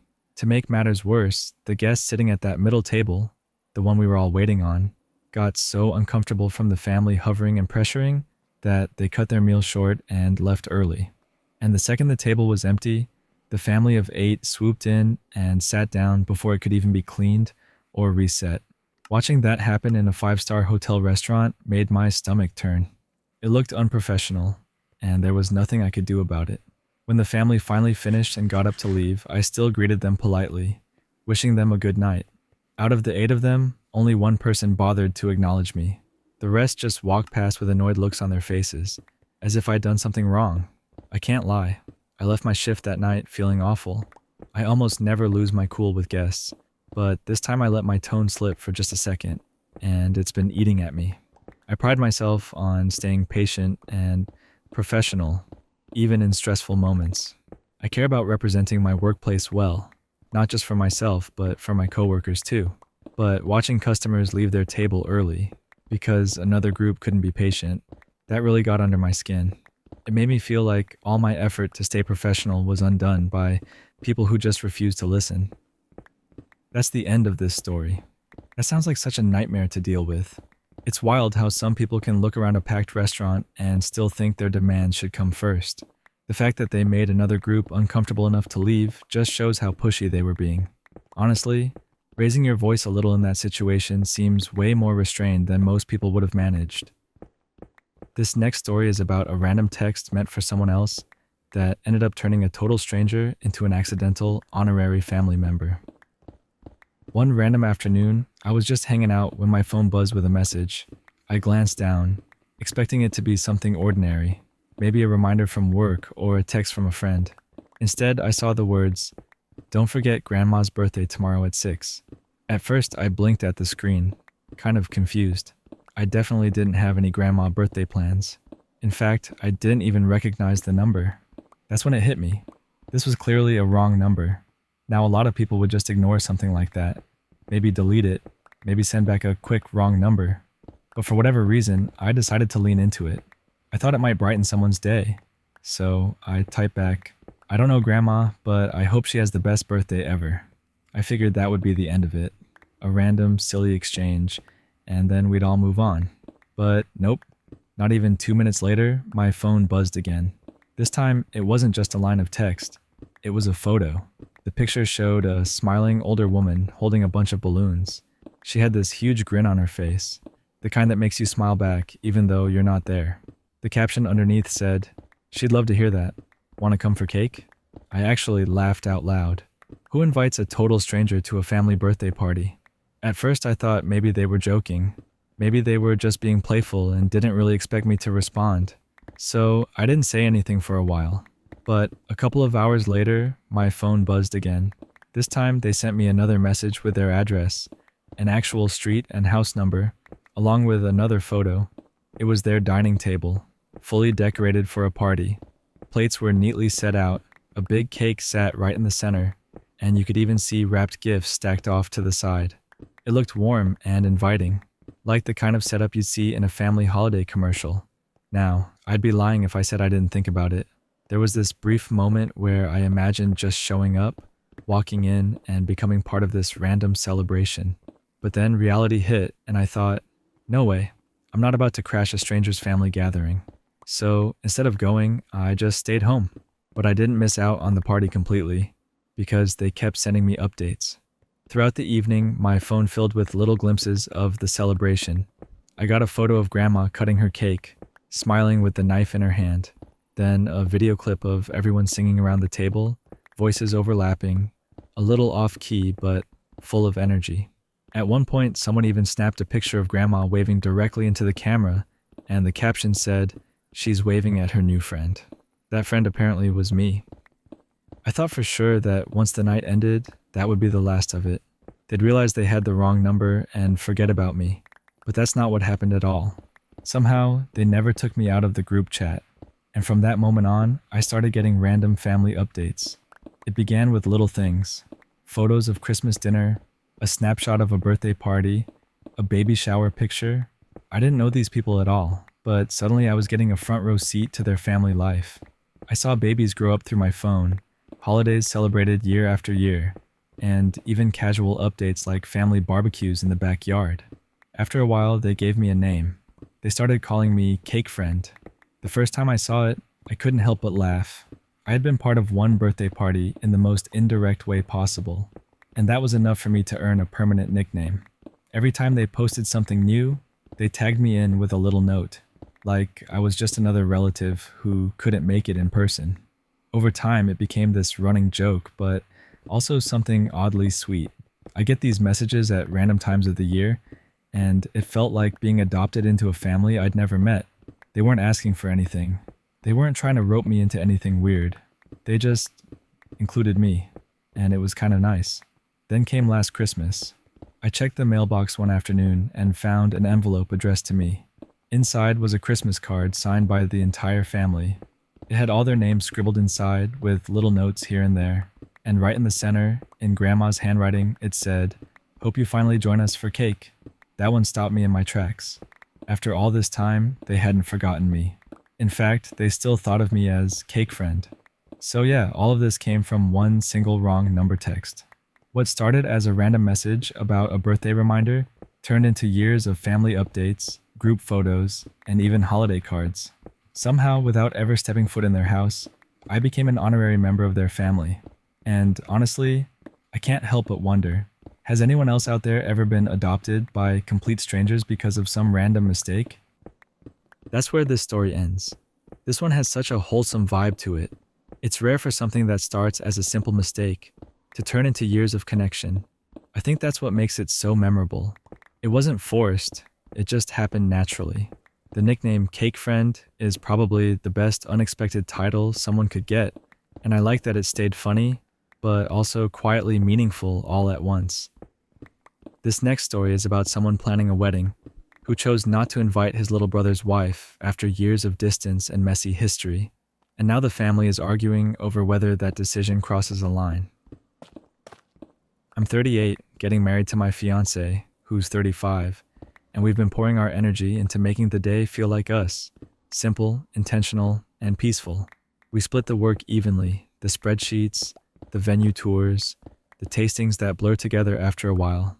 For months, everything rolled along fine, right up until we sat down at the dining table with our stack of invitations and the list of names that never looks as simple as it sounds. That's when the question landed like a brick. Do we invite my little brother Andy's wife, Rosie? If this were just about etiquette, it would be easy. Invite the spouse, full stop. But it hasn't been that simple for a long time. For several years now, Rosie hasn't really come around my immediate family, family dinners, holidays, siblings' nights out. The seat with her name on it has stayed empty. We've asked about her every time we see Andy. How's she doing? How's school? How's work? Is she free to join? The answers have always been excuses or non-committal shrugs. And after a while, you stop hearing reasons and just feel the distance. To make sense of how we got here, I have to rewind more than a decade. Back when Andy and Rosie were dating, they took a day trip to float a river with 3 of our cousins. 2.5 hours out, sun and water and coolers. The kind of low-key plan that should end in sleepy car rides and group photos. After one run down the river, one cousin said he didn't want to go again. Nobody else spoke up, so they packed up and headed for home. Somewhere on that ride, one of my male cousins noticed a Facebook post from Rosie. The gist was that it was all Andy's family's fault they'd left early. She wanted to go again, and we supposedly cut her short. He addressed it directly. If she'd said something, they would have waited at the end and gone again. It didn't need to go online. That conversation didn't go well. She argued hard, used harsh language the whole way back, and from what I gathered, any goodwill that day evaporated on the highway. Not long after, there was the dog situation. My older brother Tony and his then wife asked Andy and Rosie to house sit while they were out of town. Basic stuff like bringing in the mail, feeding the dog, cleaning up the yard. Tony trains his dog with a prong collar. Rosie didn't like seeing it on the dog and took it off. When Tony returned and noticed, he asked Andy what happened. Andy said Rosie took it off. She considered it abuse. Tony got upset. It was his dog, his training plan, and he didn't appreciate someone changing that without permission in his own home. Rosie found out he was upset, and again, the situation flared. Then, in 2017, I made my own mistake. Rosie's little brother had a big performance. I tried to joke around about it and went too far, turning something that mattered to her family into a punchline. Andy told me afterward that they were upset, and I agreed with him. I apologized to him, to her brother, and to the family. From that day, I've paid more attention to where the line is, and I've tried to shut my mouth before I push past it. I don't think I'm perfect. I'd never claim that, but I do try to learn. Fast forward a few years, around 2020, give or take. My parents opened their doors to Andy and Rosie and told them they could stay rent-free to pay down debt and save for their wedding. It was a generous offer, and everyone hoped it would help them get on their feet. While they were living there, they quietly got married without telling anyone. We only pieced it together because Andy stopped saying fiancé and started saying wife. My little sister caught the change and asked him about it. He responded with the I don't know emoji and left it hanging. That choice, keeping it secret under our parents' roof, didn't exactly build bridges. I'm not trying to paint my family as flawless. We're not. We've stepped in it more than once, and we've had to own those moments. What I can say is that over the last several years, we've made a real effort to show we've learned. Fewer jokes at someone's expense, more direct conversations, more invitations extended, and more chances offered. But you can't force presence, and you can't build a relationship with someone who won't come to the table. So, there we were, sitting with our address list, and the same pattern stared back at us. Rosie hasn't shown up for a decade's worth of birthdays, holidays, and ordinary Tuesday dinners. My fiancé and I looked at each other and admitted the plain truth. We don't know her. Not in the way you know someone you'd share your wedding day with. This wasn't about punishing anyone. It was about feeling safe and surrounded by people who actually share our lives. In the end, we addressed an invitation for Andy, and we left Rosie's name off. When I handed out the family invitations, Andy noticed immediately and got upset that Rosie wasn't included. I pulled him aside. The last thing I wanted was to embarrass him in front of everyone.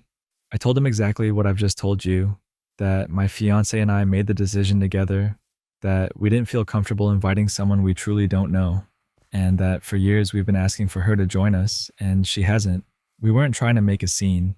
We were trying to keep the day peaceful. He didn't yell. He didn't call me names. He said, I know she probably wouldn't have gone, but it's the principle. She should have been invited. I told him I understood why that would sting. If I were in his shoes, I'd feel hurt too. The difference is I think I'd ask why and look for a way forward. I'd want to fix the root problem so the invitation means something. Right now, an envelope with her name on it doesn't undo 10 years of distance. It would just be paper. It's not lost on me that this choice sits on a line a lot of families don't cross. You invite spouses, period. That's how most people handle it. But I keep coming back to two things. First, my partner and I get one wedding day, and we're allowed to shape the guest list around the people we actually have relationships with. Second, for all the invitations we've extended to Rosie over the years, come to dinner, come to a movie, come to a sibling night, she hasn't taken them. If she had shown up even occasionally, if she had sat at our table and talked with us, this would be a very different conversation. After all that, I still told Andy I respected his feelings. I told him we weren't minimizing them. I said if he wanted to talk more, I would, one-on-one, away from the swirl of opinions that families generate on command. I can't rewrite the river trip. I can't undo the dog collar argument. I can't take back the joke I already apologized for, or the secret marriage under my parents' roof. What I can do is own my side of the street, set a boundary that makes sense for our day, and leave the door open for better days after the wedding, if people actually want to walk through it. Maybe that's the part that outsiders don't see. This wasn't a snap decision made over a seating chart. It was the sum of years of empty chairs, tense car rides home, and conversations where everyone promises to do better and then disappears. I can carry my share, but I can't carry someone else into the room. That's where this story ends. I get the tension here. Weddings pull every old pattern into the light, and sometimes the polite rulebook doesn't fit what's actually happening. It's hard to invite someone when the relationship never got built in the first place. The principal argument makes sense emotionally, but the reality on the ground matters more. In the end, peace on a big day is a pretty reasonable thing to protect. This next story is about a bride who chose her grandfather to walk her down the aisle instead of her stepfather, and now her family is upset with her decision. My dad passed away when I was 11 years old. That loss shaped so much of who I am, and the absence he left never really went away. Not long after, when I was 12, my mom started dating the man who would become my stepfather. By the time I was 13, they were married. Now, to be clear, my stepdad isn't a bad person. He never mistreated me. I don't dislike him or hold a resentment against him. But from the very beginning, I didn't see him as a father figure. He wasn't a second dad or a bonus parent in my eyes. That was something I was upfront about, not just to myself, but also to him and my mom. We even addressed it in therapy, both my individual sessions and some family therapy we all attended together. During those conversations, I said directly that I wasn't open to the idea of seeing him as a dad. He admitted that it disappointed him, but he also said he wanted to work on bridging that gap. The thing was, no matter how much he wanted it, I couldn't force myself to feel something that wasn't there. When I was older, after I'd moved out and started college, the topic came up again in a more subtle way. One day, I introduced them to some friends as my mom and her husband. Afterward, my stepfather told me he had expected to be introduced as one of my parents. I told him that my feelings hadn't changed. My mom tried to reassure him by saying I was still young and might see it differently with time. But I told them both the healthiest path forward would be for them to accept that I simply didn't view him that way. Through all of this, the person I remained closest to was my paternal grandfather, my dad's dad. He was always a constant in my life, even before my father passed away.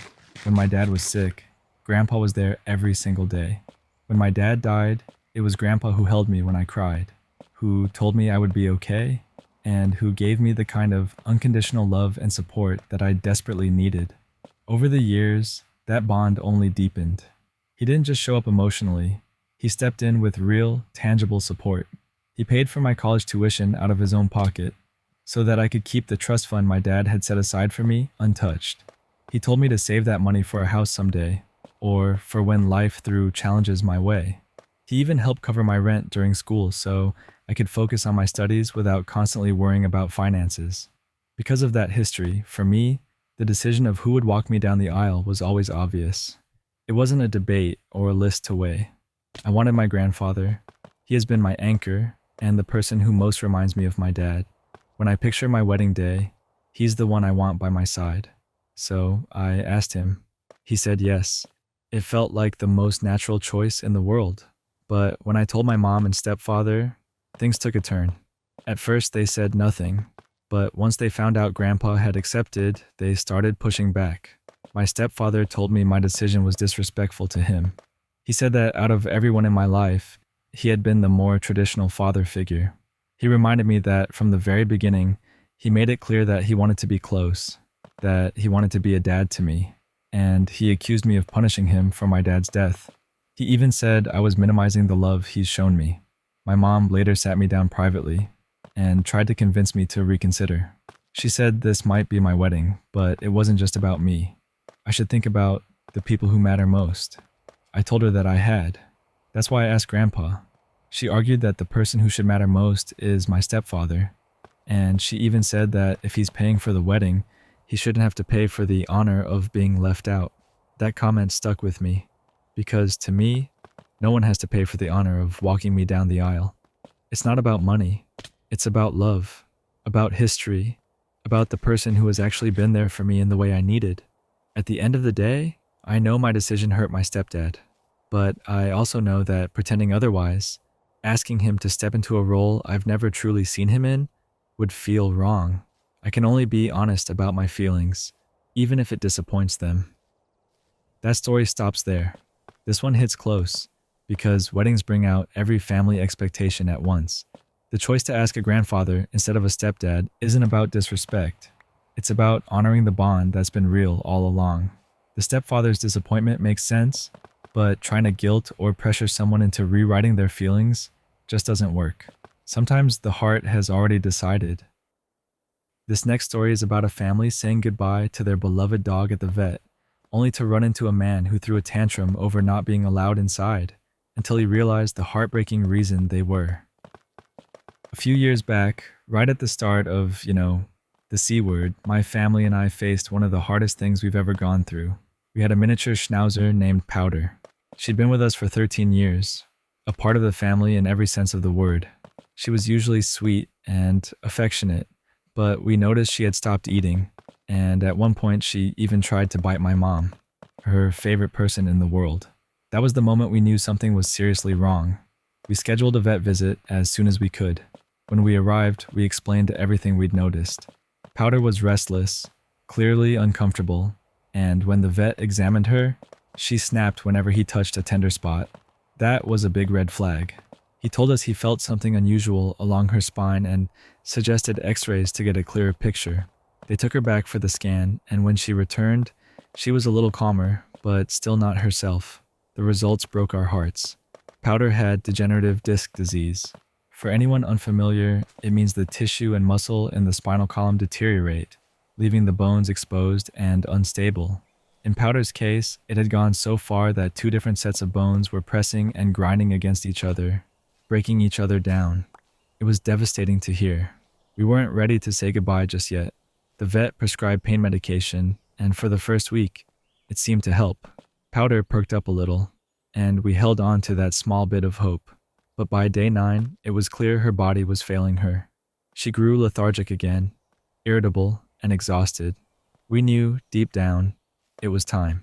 Because of the C word, vet offices had closed their doors to everyone but staff. Pet owners were required to wait in their cars while exams were done inside. But in Powder's case, they made an exception. They allowed us to come in to say goodbye. Her final moments were peaceful, or at least as peaceful as they could be. The vet first gave her a strong painkiller, and we were told that it was likely the first time she had been free of pain in over a year. Then came the second injection, which was slower but completely painless. Through it all, I held her head gently and whispered, "I've got you. It's okay." And she slipped away in my arms. When it was over, my dad and I carried her kennel out of the building. Our faces were streaked with tears. The kennel was silent. As we walked outside, we saw a man arguing with a vet tech. He was holding tightly to his dog's leash, and I could just see the brown paws of his dog trembling from under a nearby car. The man was furious, demanding to know why we were allowed inside the clinic when he wasn't. The vet tech, who had been helping us, turned and faced him with a look that could cut through stone. She told him firmly they were allowed in to say their goodbyes. The man's eyes flicked to the kennel in our hands. He saw the fluffy white paws pressed quietly against the door, saw our tear-streaked faces, and suddenly everything clicked. His face went pale. The anger vanished. Without another word, he took the leash in his hand and waited silently for the vet tech to take his dog inside. Around us, people sitting in their cars had been watching. They'd seen his tantrum, They'd seen his sudden realization, and now they were glaring at him with the kind of disapproval you don't easily forget. We went home without further incident. We placed Powder's kennel near the couch and opened the door, even though she was gone, so our other two schnauzers could see her. They sniffed around, tilted their heads, and after a few moments, it seemed like they understood their big sister wasn't coming back. Later, they were there with us when we laid her to rest on my grandpa's land. The whole experience left me thinking about how sometimes animals seem to show more respect than people. Our two dogs instinctively knew and quietly said their goodbyes. Meanwhile, a grown man had thrown a fit over something he could have handled with patience, until reality sobered him up. That's where the story ends. This one really tugs at the heart. It shows just how deeply pets become family, and how hard those final goodbyes are. What stood out most, though, was how quickly the man's anger disappeared once he realized the truth. It's a reminder that sometimes perspective hits like a brick wall. This next story is about someone who feels like they're losing the best relationship they've ever had because their girlfriend is about to take custody of her brother's kids, a responsibility he knows he can't handle. I've been with my girlfriend for a little over a year now. Things got serious pretty quickly, and about 6 months ago we moved in together. Honestly, it felt like everything was falling into place. For the first time in my life, I could really see a future with someone. Marriage, stability, the whole picture. But then something happened that I never could have predicted. Her brother had his kids taken away by CPS. It wasn't some random, unfair thing. There had been 2 reports filed against him. One came from a neighbor, the other from his ex-girlfriend. There were real concerns about how the kids were being raised, and CPS stepped in. Now there's a court hearing scheduled, and somehow my girlfriend is the only one in her family stepping up to offer custody. She wants to keep the kids from going into foster care. Here's the thing. These aren't kids who just need a babysitter here and there. One is 2 years old, autistic, completely nonverbal, and prone to intense meltdowns, sometimes even banging his head against the floor. The other is young too, and both of them need constant care, structure, and professional support that simply isn't in place yet. No therapy, no plan, no network. Just us, in our apartment, trying to hold it together. Right now, they're staying with us. And because I work for myself and sometimes from home, I've been the one watching them while she's at work. I care about her and I wanted to help. But the truth is, I can feel myself getting pulled deeper into something I never agreed to. I've already told her, if she goes through with permanent custody, I can't stay. I can't live this life. I know how harsh that sounds. Saying it out loud was brutal, but I have to be honest with myself. This isn't the future I want. We pay $1,500 a month in rent before utilities, and she only makes $16 an hour. On top of that, we have 4 pets between us.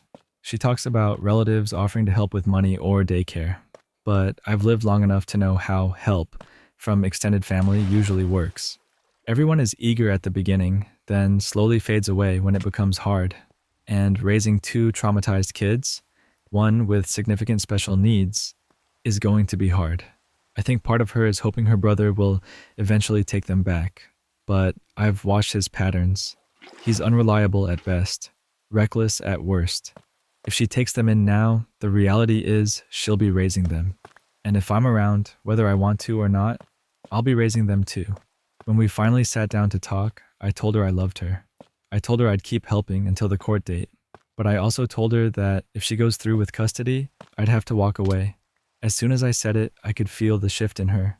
She went still, checked out emotionally. It was like a wall came down between us.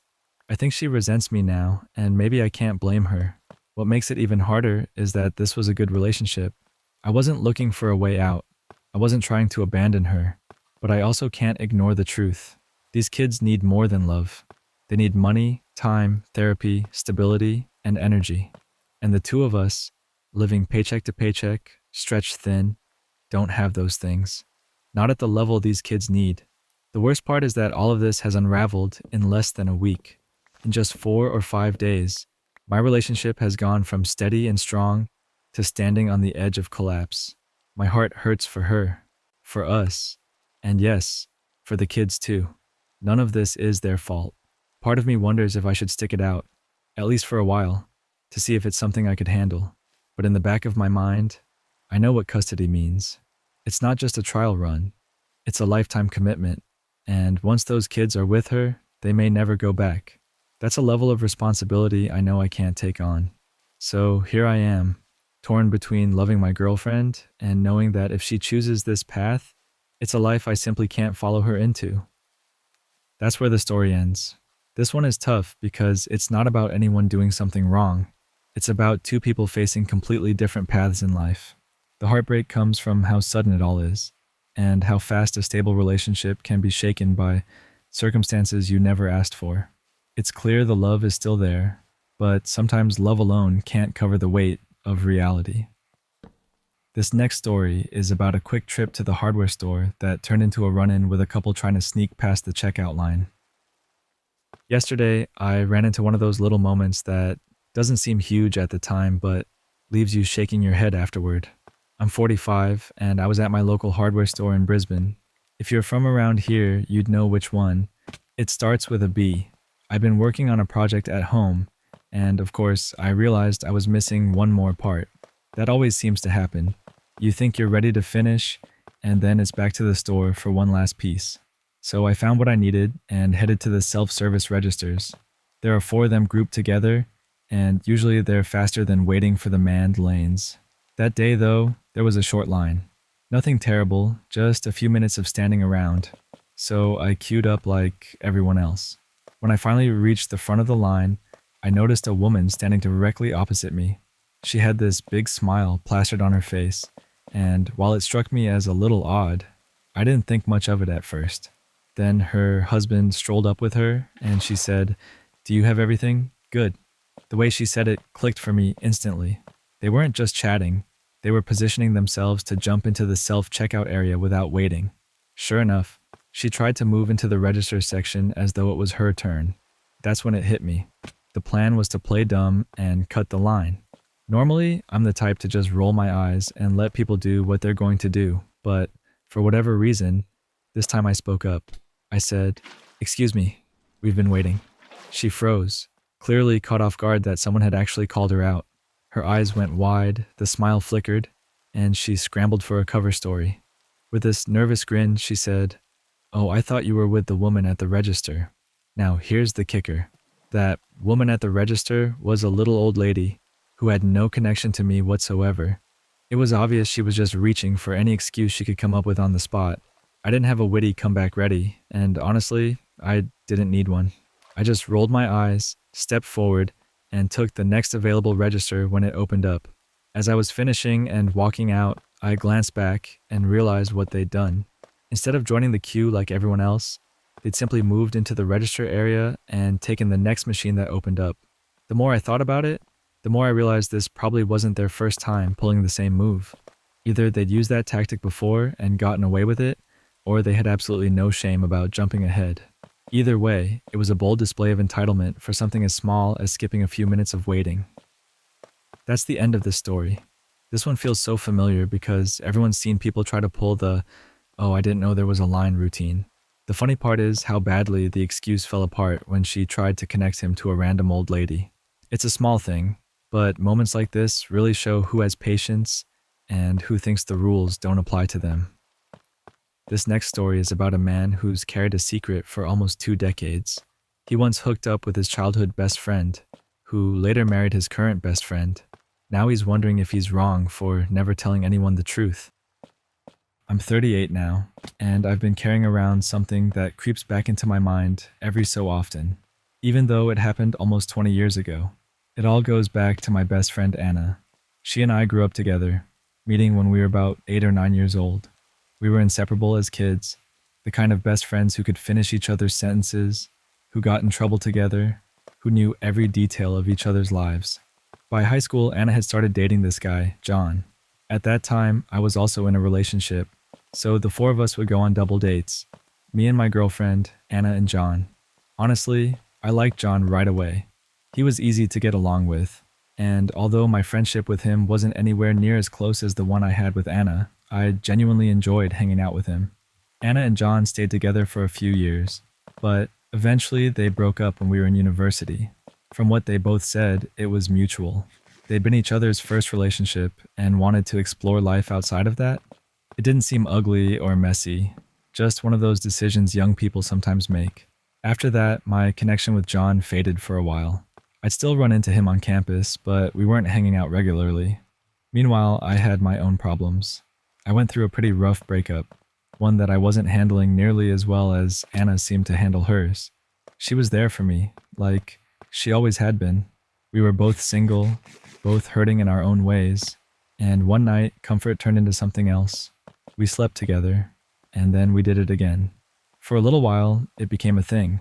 We were about 20 years old, and I think both of us were just curious. But pretty quickly, it started to feel off.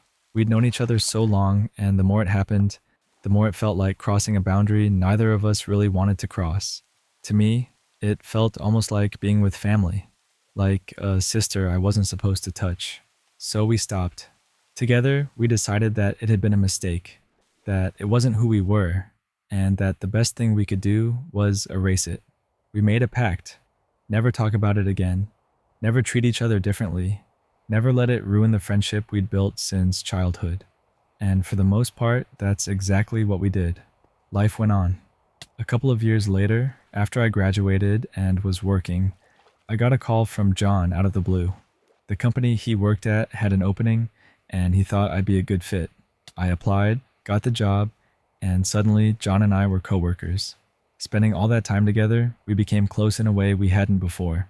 We clicked in the office, shared jokes, and built a friendship outside of work too. Eventually, because I was still close to Anna, and now close to John again, the three of us started hanging out together. That old spark between Anna and John came back, and before long, they were dating again. Years passed. John and Anna got married 8 years ago, and I stood beside John as his best man. 2 years later, when I got married, John returned the favor and was my best man. Somewhere along the way, my friendship with John even surpassed my friendship with Anna. He and I just had more in common. Our humor lined up better, and over time, he became the person I considered my best friend. But through it all, every now and then, I'd think about the secret. That night, or rather, those few nights. Anna and I spent together when we were 20. As far as I know, she never told him. If she did, he's never shown any sign of knowing. She's treated me normally all these years, just like we promised we would. Sometimes I still feel guilty though. I've never told John, and I've never told my wife. And before anyone asks, no, I don't have feelings for Anna. That ended a long time ago. What I worry about is the fallout. If I say something now, after decades, will it blow up my friendship with John? Will it make my wife question everything, even though it happened years before I ever met her? I've convinced myself that it would be making it into a bigger deal than it really was, that it would cause pain for no reason, when Anna and I buried it long ago, so I keep my mouth shut. But the thought never completely goes away. That's where the story ends. This one really makes you think about the weight of secrets over time. It's not about current feelings or betrayal happening now. It's about something long past that still has the power to stir up guilt. Sometimes silence feels safer than honesty, even when the secret itself isn't burning anymore. It's heavy, but also very human. This next story is about a woman whose parents seem to replace her with another family member, and now she's being pressured by her grandmother to make peace, even though she feels like the relationship is already gone. I'm 24, and so is my wife. 3 years ago, we packed up and moved several states away from both of our families. It wasn't about running from anyone or anything dramatic. It was just a chance to start our own life together, somewhere new. Since then, we've only gone back for holidays. I've always had kind of a distant relationship with my dad. Things grew even more passive after my stepmom and stepsister entered the picture. It wasn't hostile, just flat. I would try to reach out sometimes, send a text, check in about little things, but the responses were short, if I got one at all. Eventually, after I shared some personal changes in my life that they clearly weren't happy about, they just stopped responding altogether, left me on red like I was a stranger bothering them instead of their daughter. Last Christmas was supposed to be simple. My wife and I planned to stay at my dad's house for one night before heading over to see her family. When we arrived, though, I got blindsided. My old bedroom? It wasn't mine anymore. It belonged to my stepmom's nephew, who's 18. He'd had issues at home and asked to stay for a few days. Those few days had turned into months. He was living there rent-free, and in the process, he'd taken my place in more ways than one. I opened the fridge to grab a drink, and every picture of me that used to hang there was gone. In their place were pictures of him, smiling, playing football, posing with my parents. That stung more than I wanted to admit. Then came Christmas dinner. My parents couldn't stop talking about how excited they were to visit him at college, how proud they were to see him play football, how they couldn't wait to make the trip. That's when it hit me. I've lived 800 miles away for 3 years, and not once have they made the effort to come visit me. But now they're already planning trips to see him, and he's at a university the same distance away. It was like being erased, like they'd found a replacement daughter and just slotted him into my space without looking back. I left that holiday feeling hollow. I don't care anymore about forcing a relationship with my parents. I've tried. I've sent messages. I've waited for them to meet me halfway. They chose to ignore me. That's on them. But my grandmother, she's 67, and she's always been one of the people I'm closest to in my family. She feels differently. She wants me to make amends for the sake of peace. I told her everything. How I tried for months to talk to my parents. How they never responded. How they replaced me in their home like I was never even there. She admitted she was upset by their behavior, but she still pushed me to be the one who fixes it. In her mind, it doesn't matter who's right or wrong, only that the family stays connected. But the truth is, I'm not interested in fixing something that they broke. I'm not the one who chose silence. I'm not the one who took down pictures. I'm not the one who decided someone else was worth visiting, and I wasn't. I've always believed that when a bridge is burned, sometimes it's better to just hold the match yourself, instead of waiting around for someone else to do it for you. So now I'm standing my ground. My grandmother's disappointed, and that hurts because I value her more than almost anyone else in my family. But I can't force myself to play nice with parents who already decided they didn't want me in their lives. That's the end of this story. This one is heavy because it shows how rejection from family can be quiet but brutal. It's not about screaming matches or dramatic fights. It's about silence, about being replaced without anyone saying the words out loud. You can feel the hurt in how those little details added up, like the fridge pictures and the trips to see someone else. Sometimes standing your ground is the only way to keep your own peace, even if it means letting go of theirs. This next story is about someone who was given power of attorney by their grandfather, and when he had a massive stroke, they honored his wish not to be kept alive on life support, even though the rest of the family accused them of killing him. My grandfather was in his late 80s. For a long time, he'd been in end-of-life care in a nursing home. He was fragile, and everyone knew he didn't have much time left. My grandmother had passed a few years earlier, and after that, I was the one who really stepped up for him. My mom and her 2 sisters were close to their mom, but when it came to their dad, they were never as involved. He and I, though, we were like best friends. Because I was the one most consistently there for him, he made me his power of attorney. That wasn't just a piece of paper to me, it was trust. It was his way of making sure his voice would be heard when he no longer could speak for himself. We had long talks over the years about end-of-life care. He was crystal clear with me. He wanted a DNR, a do not resuscitate order. He told me again and again that he did not want to be kept alive by machines, suffering endlessly with no quality of life. He didn't want a drawn-out goodbye. He wanted peace. About a week ago, it all came to a head. He had a massive stroke.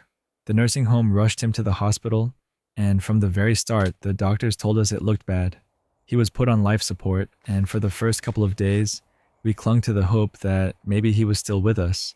He would make small movements, and we kept asking if that meant he was responding to our voices. On the 3rd day, they ran full brain scans. The results were devastating. The doctors told us there was no meaningful activity left in his brain. Those movements we thought were signs of awareness, they were just involuntary reflexes. He wasn't hearing us. He wasn't coming back. Hearing that broke my heart. Sitting there, holding his hand, looking at his still body, I felt grief like I'd never felt before. But alongside the grief, I also felt clarity. This was exactly what he'd prepared me for. This was why he had made me power of attorney. He had been so clear about what he wanted. No machines keeping him alive when his mind and body had already let go. No dragging out the suffering. So, as much as it hurt, I made the call. I told the doctors to withdraw life support. I knew it was what he wanted, even if it tore me apart to sign that paper. My mother and my two aunts were furious. They didn't see it the way I did. They told me I was killing him, that I was hurting his chances by giving up hope. They leaned on their faith, saying we should have prayed harder, stood firm, waited for a miracle. They didn't accept the doctor's assessment, and they didn't accept my decision. That night, after the machines were turned off, my grandfather passed peacefully. No struggle, no suffering, just a quiet release. But my mom and aunts, they haven't forgiven me. They said I killed their dad. They cut me off completely.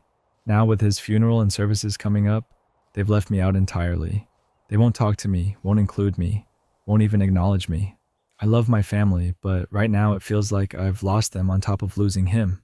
I started making arrangements myself because someone had to. And because despite what they say, I know I honored his wishes. Still, the guilt creeps in. The accusations echo in my head. Was I wrong? Did I overstep? Should I have waited longer? Even knowing what he wanted? Deep down, I think I did the right thing. But facing my family's anger, I can't help but ask, was I the one in the wrong here? That's where the story ends. This one is heartbreaking because it shows the impossible position people get put in when it comes to end-of-life decisions. It's clear the choice was made out of love and respect, but that doesn't make it any easier when family grief twists into blame. Sometimes doing the right thing feels like carrying the heaviest weight. This next story is about a gym trainer who had to enforce the no-phone policy when one patron tried to bench press while chatting away, and then tried to wave the trainer off like they didn't matter. I work as a fitness trainer at a gym, and one of our clearest rules is simple. If you get a phone call or a text while you're working out, you take it to the designated lounge area. It's not a new policy, and it's right there in the membership contract everyone signs. That rule exists for a reason. Nobody wants to hear someone's conversation while they're trying to lift, and it's dangerous to get distracted mid-set. Yesterday, another patron came up to me and told me about a guy ignoring that rule. Apparently, he was on his phone the entire time he was working out, talking loudly while sitting at the bench press. I headed over to deal with it. When I got to him, I realized immediately he couldn't hear me. He was too caught up in his call, barely noticing anyone around him. I tried to get his attention, but after a couple of failed attempts, I had to let out a sharp whistle. That finally made him look up. I told him to wipe down the equipment he'd been using, and to take his phone call to the lounge area where calls are actually allowed. He looked straight at me, then had the nerve to wave me away like I was some random bystander interrupting him. Then he told me to get lost and went right back to his conversation. I whistled again, louder this time. He finally looked at me, clearly annoyed, and started to snap. "Did you not heat?" before stopping mid-sentence. That's when he realized exactly who I was. I wasn't just another member. I'm one of the two lead trainers at the gym. The color drained from his face as it clicked. I asked him directly why he felt so entitled to ignore me when I was doing my job. His excuse was that he was talking to his doctor. Then he made the mistake of flashing his phone to prove it. On the screen, the contact name read, Lovely Kitten. I raised an eyebrow and said, "Oh? And who exactly is Dr. Lovely Kitten? Haven't heard of them before."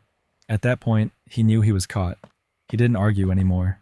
He wiped down the bench and bar, racked his weights properly, and then shuffled off toward the lounge area to finish his call in private. The thing is, this isn't complicated. Our rules are clear. First time you're caught taking calls on the floor, you get warned. Second time, you're asked to leave for the day. Third time, your membership is terminated. The lounge exists so people can take their calls without bothering anyone else. That guy could have saved himself the embarrassment by just following the rules like everyone else. That story ends there. This one's pretty funny in the way it played out.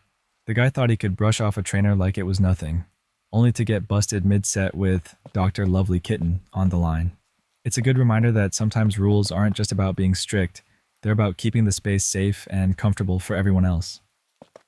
This next story is about a shift change, a lunchtime improvisation, and a tiny misunderstanding that made a coworker wonder if the narrator was eating cat food. I work at a factory, and this week I've been covering third shift because most of my normal team is in training. Normally I'm on second shift, which is the busy one, and my job keeps me away from the desk handling issues as they pop up. That means my breaks are usually at my desk, so I can eat and catch up on paperwork at the same time. It's the practical way I've learned to make the day not feel like it's swallowing me whole. Third shift, though, runs quieter. There aren't as many fires to put out, and I actually got ahead on my paperwork. Since things were mellow, I figured I'd be social for once and eat in the break room with the rest of the crew. Seemed harmless. A little change of pace felt nice. For lunch, I made a tuna sandwich, and I wanted to keep things simple. I mixed the tuna with sriracha because I like a little kick. I didn't want the bread to get soggy though, so instead of assembling the sandwich right away, I mixed the tuna and sauce back into the can and used the can lid to seal it up. Then I carried the can into the break room, sat with some coworkers I'd been chatting with, and assembled my sandwich at the table. It seemed like the least dramatic thing in the world. About halfway through the first bite, someone at the table squinted at the open can and asked, "Is that cat food?" I blinked. My brain did this weird double take. First I heard the words, and then I realized everyone at the table had gone a shade quieter and were glancing over. I said, honestly, it's just tuna, and kept talking because I didn't want to make a scene. But after I packed my trash and was heading out, I kept getting that niggling feeling, like a slow, embarrassing bloom in my chest. When I took the can to toss it, the pieces fell together in my head. Plain tuna isn't that reddish-orange color. The sriracha had dyed it, sure, but that wasn't the whole thing. I glanced down at the can lid I'd used to seal it, and noticed it had a local pet food store logo stamped on it. It hit me that the lid didn't come from a human food can at all. I'd used a lid from something meant for animals without even registering it. No one had been trying to be mean. I'd literally brought a pet food lid to work and mixed my lunch in that can. No wonder they asked. I remember standing there for a second, the sound of the break room coming back in, someone laughing at a joke, the hum of the fluorescent lights, a radio playing faintly in the corner. Heat crept up my neck. I could see how it looked from their side, a guy on third shift opening a can with a pet store logo, and assembling what, by color and container, might resemble wet pet food. The question from earlier felt less like a joke and more like a small alarm. Had I just given people a story to talk about? I didn't deny it at first because I was too startled. The whole exchange felt surreal. A tiny, awkward snapshot of how a few minutes of absent-mindedness can look absurd in the light of someone else's perspective. Eventually, I laughed it off with them and explained what actually happened. How I'd been trying to keep the sandwich from getting soggy, how the sriracha changed the color, and how I'd used the wrong lid without thinking. People chuckled, made a sympathetic face, and that was that. A small embarrassment turned into a small story. Looking back on it now, it's one of those dumb little moments that's more humiliating to live through than it is to retell later. I didn't mean to give anyone the impression that I eat cat food, and honestly, once I saw the lid, it was obvious why they'd asked. Workplace lore is made of moments like this, tiny missteps that become jokes for the hour. I still bring my lunch to the desk most days, but now I check lids and labels a little more carefully before I mix anything back in. That's the end of this story. It's funny how tiny mix-ups can turn into whole little rumors at work. You can tell the narrator didn't mean anything by it. Just a practical lunch decision that looked odd out of context. Those small, embarrassing moments are always worth a laugh later. And honestly, they make the day feel a touch more human. This next story is about a mistaken identity that turns into a public scene. A shopper loudly assumes a stranger works at the store and demands help in the rudest way possible. I was at my local Trader Joe's doing a normal grocery run, the kind where you've got a list in your head and you're trying to move efficiently through the aisles. I'd been standing in the refrigerated section for a minute, scanning for something specific, when suddenly I felt a presence behind me. Before I could swivel my cart, a middle-aged woman pushed up right behind me, practically planting her shopping cart into mine, and bellowed, loud enough for anyone nearby to hear, "Crackers are?" For a second, I just stared. I had a full cart stacked with my usual stuff. I wasn't wearing a name tag. I was dressed like most people were that day.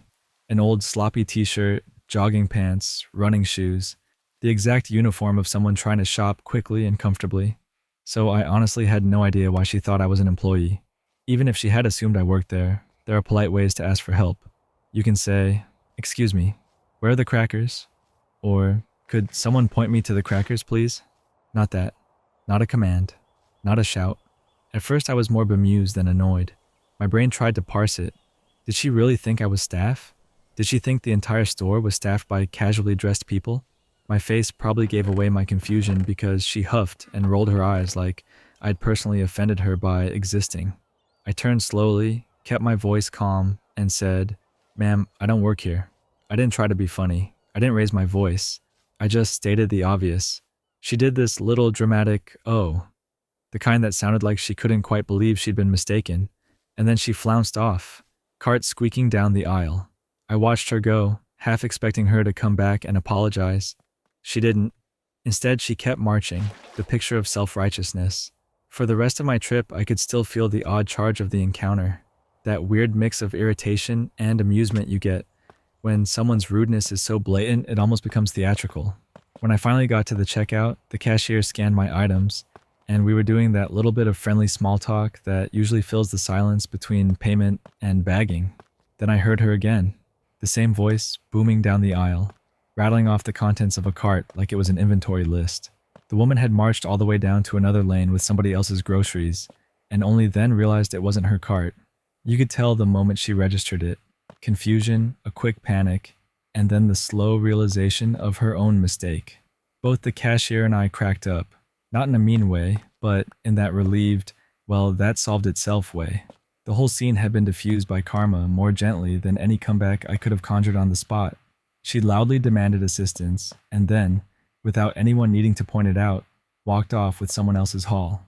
I left the store with my bags and a little story to tell later, feeling oddly pleased that the moment didn't escalate, and that the universe served up a quiet bit of justice for the spectacle she'd created.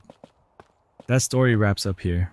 Moments like that are wild, because they show how some people act like the whole world owes them basic courtesy. It's almost funny when things sort themselves out. Someone assumes authority and then trips over reality. I appreciated that it didn't turn into a confrontation. A little irony did the work instead. Makes you glad for normal, polite shoppers and staff who just keep the place running. This next story is about a new roommate who turns out to be oddly controlling, assigning chores, policing shared spaces, and even handing out a strict laundry schedule that makes daily life feel tense. When I first moved in, I was cautiously optimistic. The place looked fine. The landlord was straightforward about the lease. My new roommate had seemed flexible during the move-in process, and I honestly thought we might get along. It has only been a month, and already I'm realizing I guessed wrong. At first I chalked some things up to new household awkwardness. Then the little things started piling up. The first weird interaction came over utilities. My lease explicitly states utilities are included in my rent. I even pay a little extra directly to the landlord, so everything is clear on paper. Despite that, my roommate kept trying to guilt me into covering bills and other household costs. He'd drop hints in the group chat about being the one paying the extras and expect thanks. I tried to be patient. I explained the lease. He didn't like that. There were other moments that felt like micro-controlling. When I was dropping 3 moving boxes at the front door, I left the door unlatched for a few minutes while I didn't have both hands free. It was 5 minutes. I thought nothing of it. He came out and scolded me about letting out the cold air they had worked all day to cool down. It felt theatrical. I had literally been juggling boxes. I said sorry and moved on, but the tone stuck with me. It was like living with someone policing tiny, harmless choices. A few days later, before I'd fully settled in, he sent a list of house rules. Some were fine. Clean up after yourself, don't leave dishes for days, basic stuff. But other rules were excessive. Unplug lamps to conserve electricity. No pictures or anything hung on walls. That one felt invasive. I like having a few things on the walls to make my space feel like mine. He framed it as being about respect for the apartment, but it read more like him deciding how everyone else should live. Then there was the group chat revelation. I signed the lease thinking I'd be sharing a bathroom and shower with 2 other guys. That was the understanding. Turns out there's also someone moving into a flex space, which effectively makes it 4 of us sharing 1 shower. That detail was never mentioned before I signed. It used to be an Airbnb room. Fine, I can adapt, but it's not great to find out after the fact. He also put together a shopping list of items he expected me to buy for the house. I had already contributed. I bought shelving for the shared shower. Others had grabbed cleaning supplies and toilet paper. That felt fair. But then he asked me to buy a step stool for the kitchen so I could reach top shelves. I don't need a step stool. I can reach just fine. I don't want to clutter the kitchen with something I'll never use. When I said no, he got upset. Since then, whenever the dishwasher is emptied, my dishes are left on the counter while other people's dishes get put away. It feels petty, and it creates these small slights that accumulate into a bigger tension. The cleaning schedule he imposed is another level. Weekly wipe downs of baseboards and deep cleaning the bathtub. I get that a shared space needs regular cleaning, but those tasks at that frequency feel excessive. It's like living under a rotating list of chores that target the tiniest corners, while normal daily upkeep gets treated like an optional favor. It's exhausting to keep up with, and the way he enforces it makes it worse. I bought a shelving rack for myself because the pantry only had 4 large shelves and it was cramped. When the new guy moved in, instead of him buying something for his stuff or using a built-in shelf, I was told to give up 3 of my 5 shelves so he could use them. I tried to compromise. I offered to move some items around. No, he insisted I give up space I'd already paid for. It's petty and frustrating to have to fight over where cereal goes. Then there's laundry. We've been assigned specific laundry days. You are not allowed to use the machine outside of your day because the laundry needs a rest between cycles. That excuse is odd, and it puts me in an impossible spot. He took Sunday, which works for him because he works from home and has a flexible schedule. I was stuck with a weekday slot. That means I have to rush home from work, sometimes missing free time or being late, just to do laundry before the curfew he set. It feels like the house rules are being designed to suit his life, not everyone's. Finally, there was the food incident. I had meat defrosting in the fridge for my week's meals. He opened it by mistake and called me downstairs. I expected a simple, "Hey, I'm sorry, I grabbed the wrong thing." Instead, he promised to replace it and never did. It's been a week. Money is tight for me. That meat was my protein for the week. I feel taken advantage of. All of this together has made the apartment feel less like home and more like living with a small, relentless manager. I try to be reasonable. I try to communicate calmly, but the combination of policing small things, insisting on weird rules, and starting passive-aggressive rituals, like leaving my dishes on the counter, has worn on me. I'm trying to decide how long I can tolerate it, and whether I should push back harder or look for somewhere else. For now, I'm documenting everything, keeping receipts, and trying not to snap. That's where things stand. That's the end of this story. This one reads like a slow, daily squeeze more than a single big problem. Those tiny rules and passive-aggressive moves add up fast. It's not just about preferences. It's about whether the house is being run for everyone or to suit one person's schedule. Living with someone like that can drain you, even when each thing seems small. I'd pick a quiet talk or a concrete plan before it becomes a bigger headache. This next story centers on a daughter caught between loyalty to her dad and pressure to include his much younger, clingy girlfriend in family life. It's about boundaries, family tension, and what happens when expectations collide with real life. I'm 26, and my dad, who's in his late 50s, has been with Trudy for about 6 years. She only moved in with him less than a year ago. From what I can tell, she decided she wanted to be a full-time housewife. My dad was reluctant at first, but he agreed, and now Trudy's whole routine revolves around him. When he's home, she's glued to whatever he's doing. When he travels for work, she gets up, goes to the gym, orders takeout, flops on the couch, and watches TV. She doesn't really have friends here. Her family lives about 6 hours away, and aside from my dad's circle, she doesn't socialize. Because of that, both she and my dad started asking me and my sister to include her more, to invite her to things, to hang out when she's home alone because they think she's lonely. My sister mostly ignored the requests, but they kept bothering me. I'm polite to her. I don't snub her in front of other people, but I also don't want my free time to become Trudy time. I have a baby and a job. The parts of my day that aren't work are few, and they're spent trying to look after my son or catching up on the sleep I missed the night before. Trudy and I don't share interests, and I find her exhausting to be around. I've told my dad as much in a calm way, that I'm not going to be her cure for loneliness, and that hasn't landed well. Last Friday, she invited me, my husband, and our baby over to watch a movie.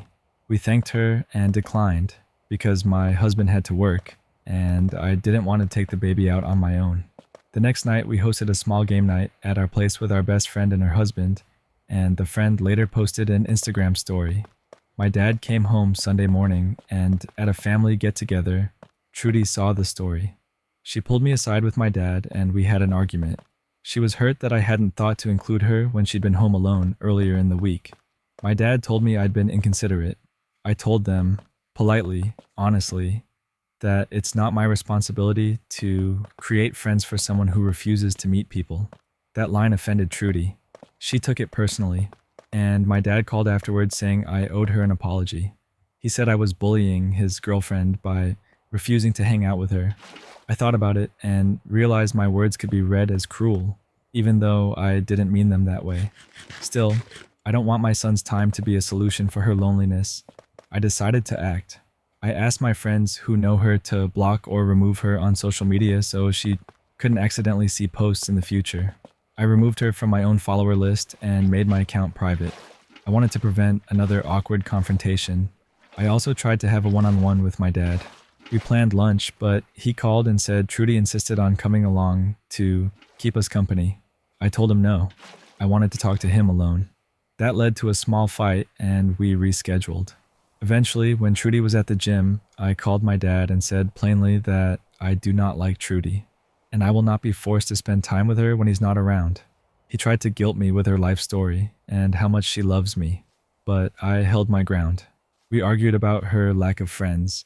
He said she didn't want to try to meet people, and I told him there's nothing more I can do if she refuses to put herself out there. He said he wouldn't push me anymore, and I said I'll always be polite, but I won't pretend to be friends with her just because it's convenient for them. My husband backed me up through all of this and reminded me that my son is my priority. It's tiring, but I feel more stable having set that boundary. I'm not looking for a perfect outcome, just a space where my little family isn't expected to fix someone else's life. That story wraps up here. This one sticks with you because it's so domestic and slow burning. Family pressure is weirdly heavy. Small requests pile up until they feel like demands. It's okay to protect your own space and your kids' time, even when relatives call it cold. Boundaries aren't dramatic, but they do the work of keeping things manageable. This next story is about a new employee who tried to be helpful and got publicly snapped at by a coworker, then stood up for themselves when the confrontation kept escalating. It's a small workplace clash that turns into a test of boundaries and professionalism. I started a new job at a tiny shop about 3 weeks ago. When I say tiny, I mean tiny. Just the three of us on the floor most days. There aren't formal lunch breaks, there's no HR department to call, and honestly, the whole place runs on a kind of casual, make-it-work rhythm that comes from being small and busy.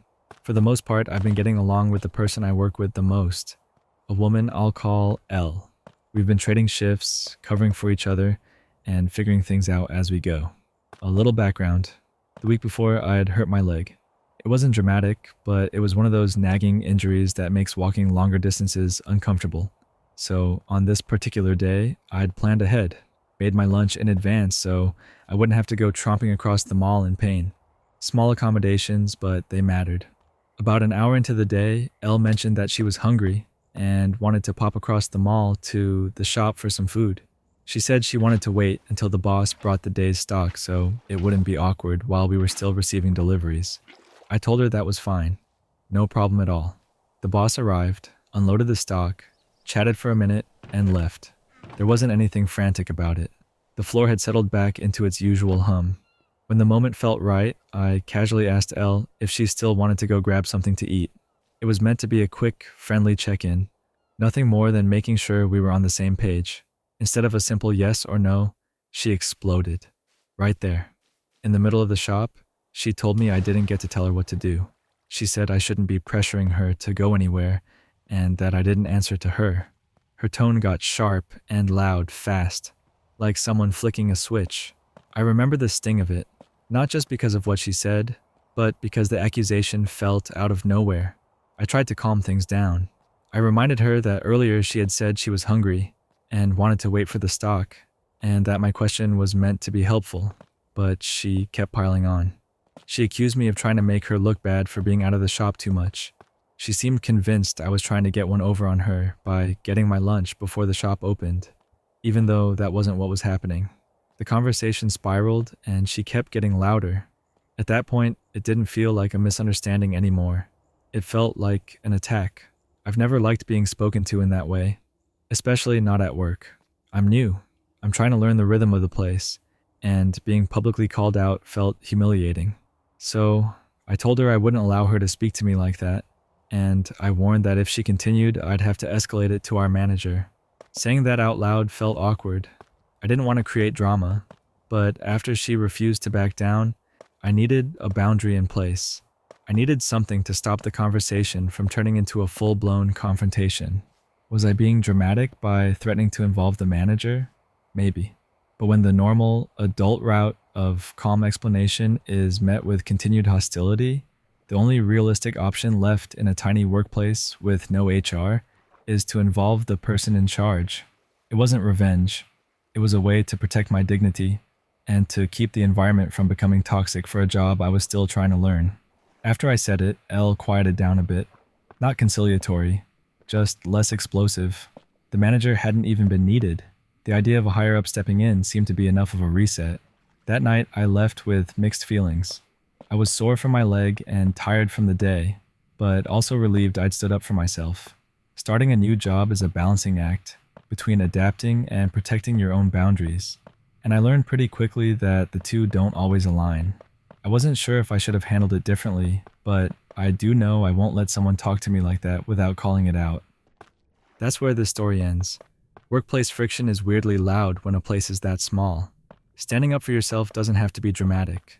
Sometimes it's just saying you won't accept being talked down to.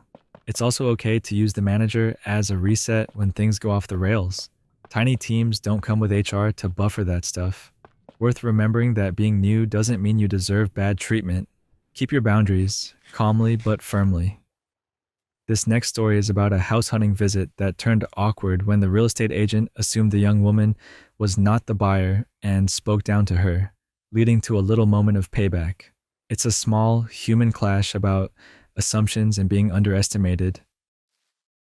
A few years back, I finally had a job that paid well enough to seriously start looking for a house.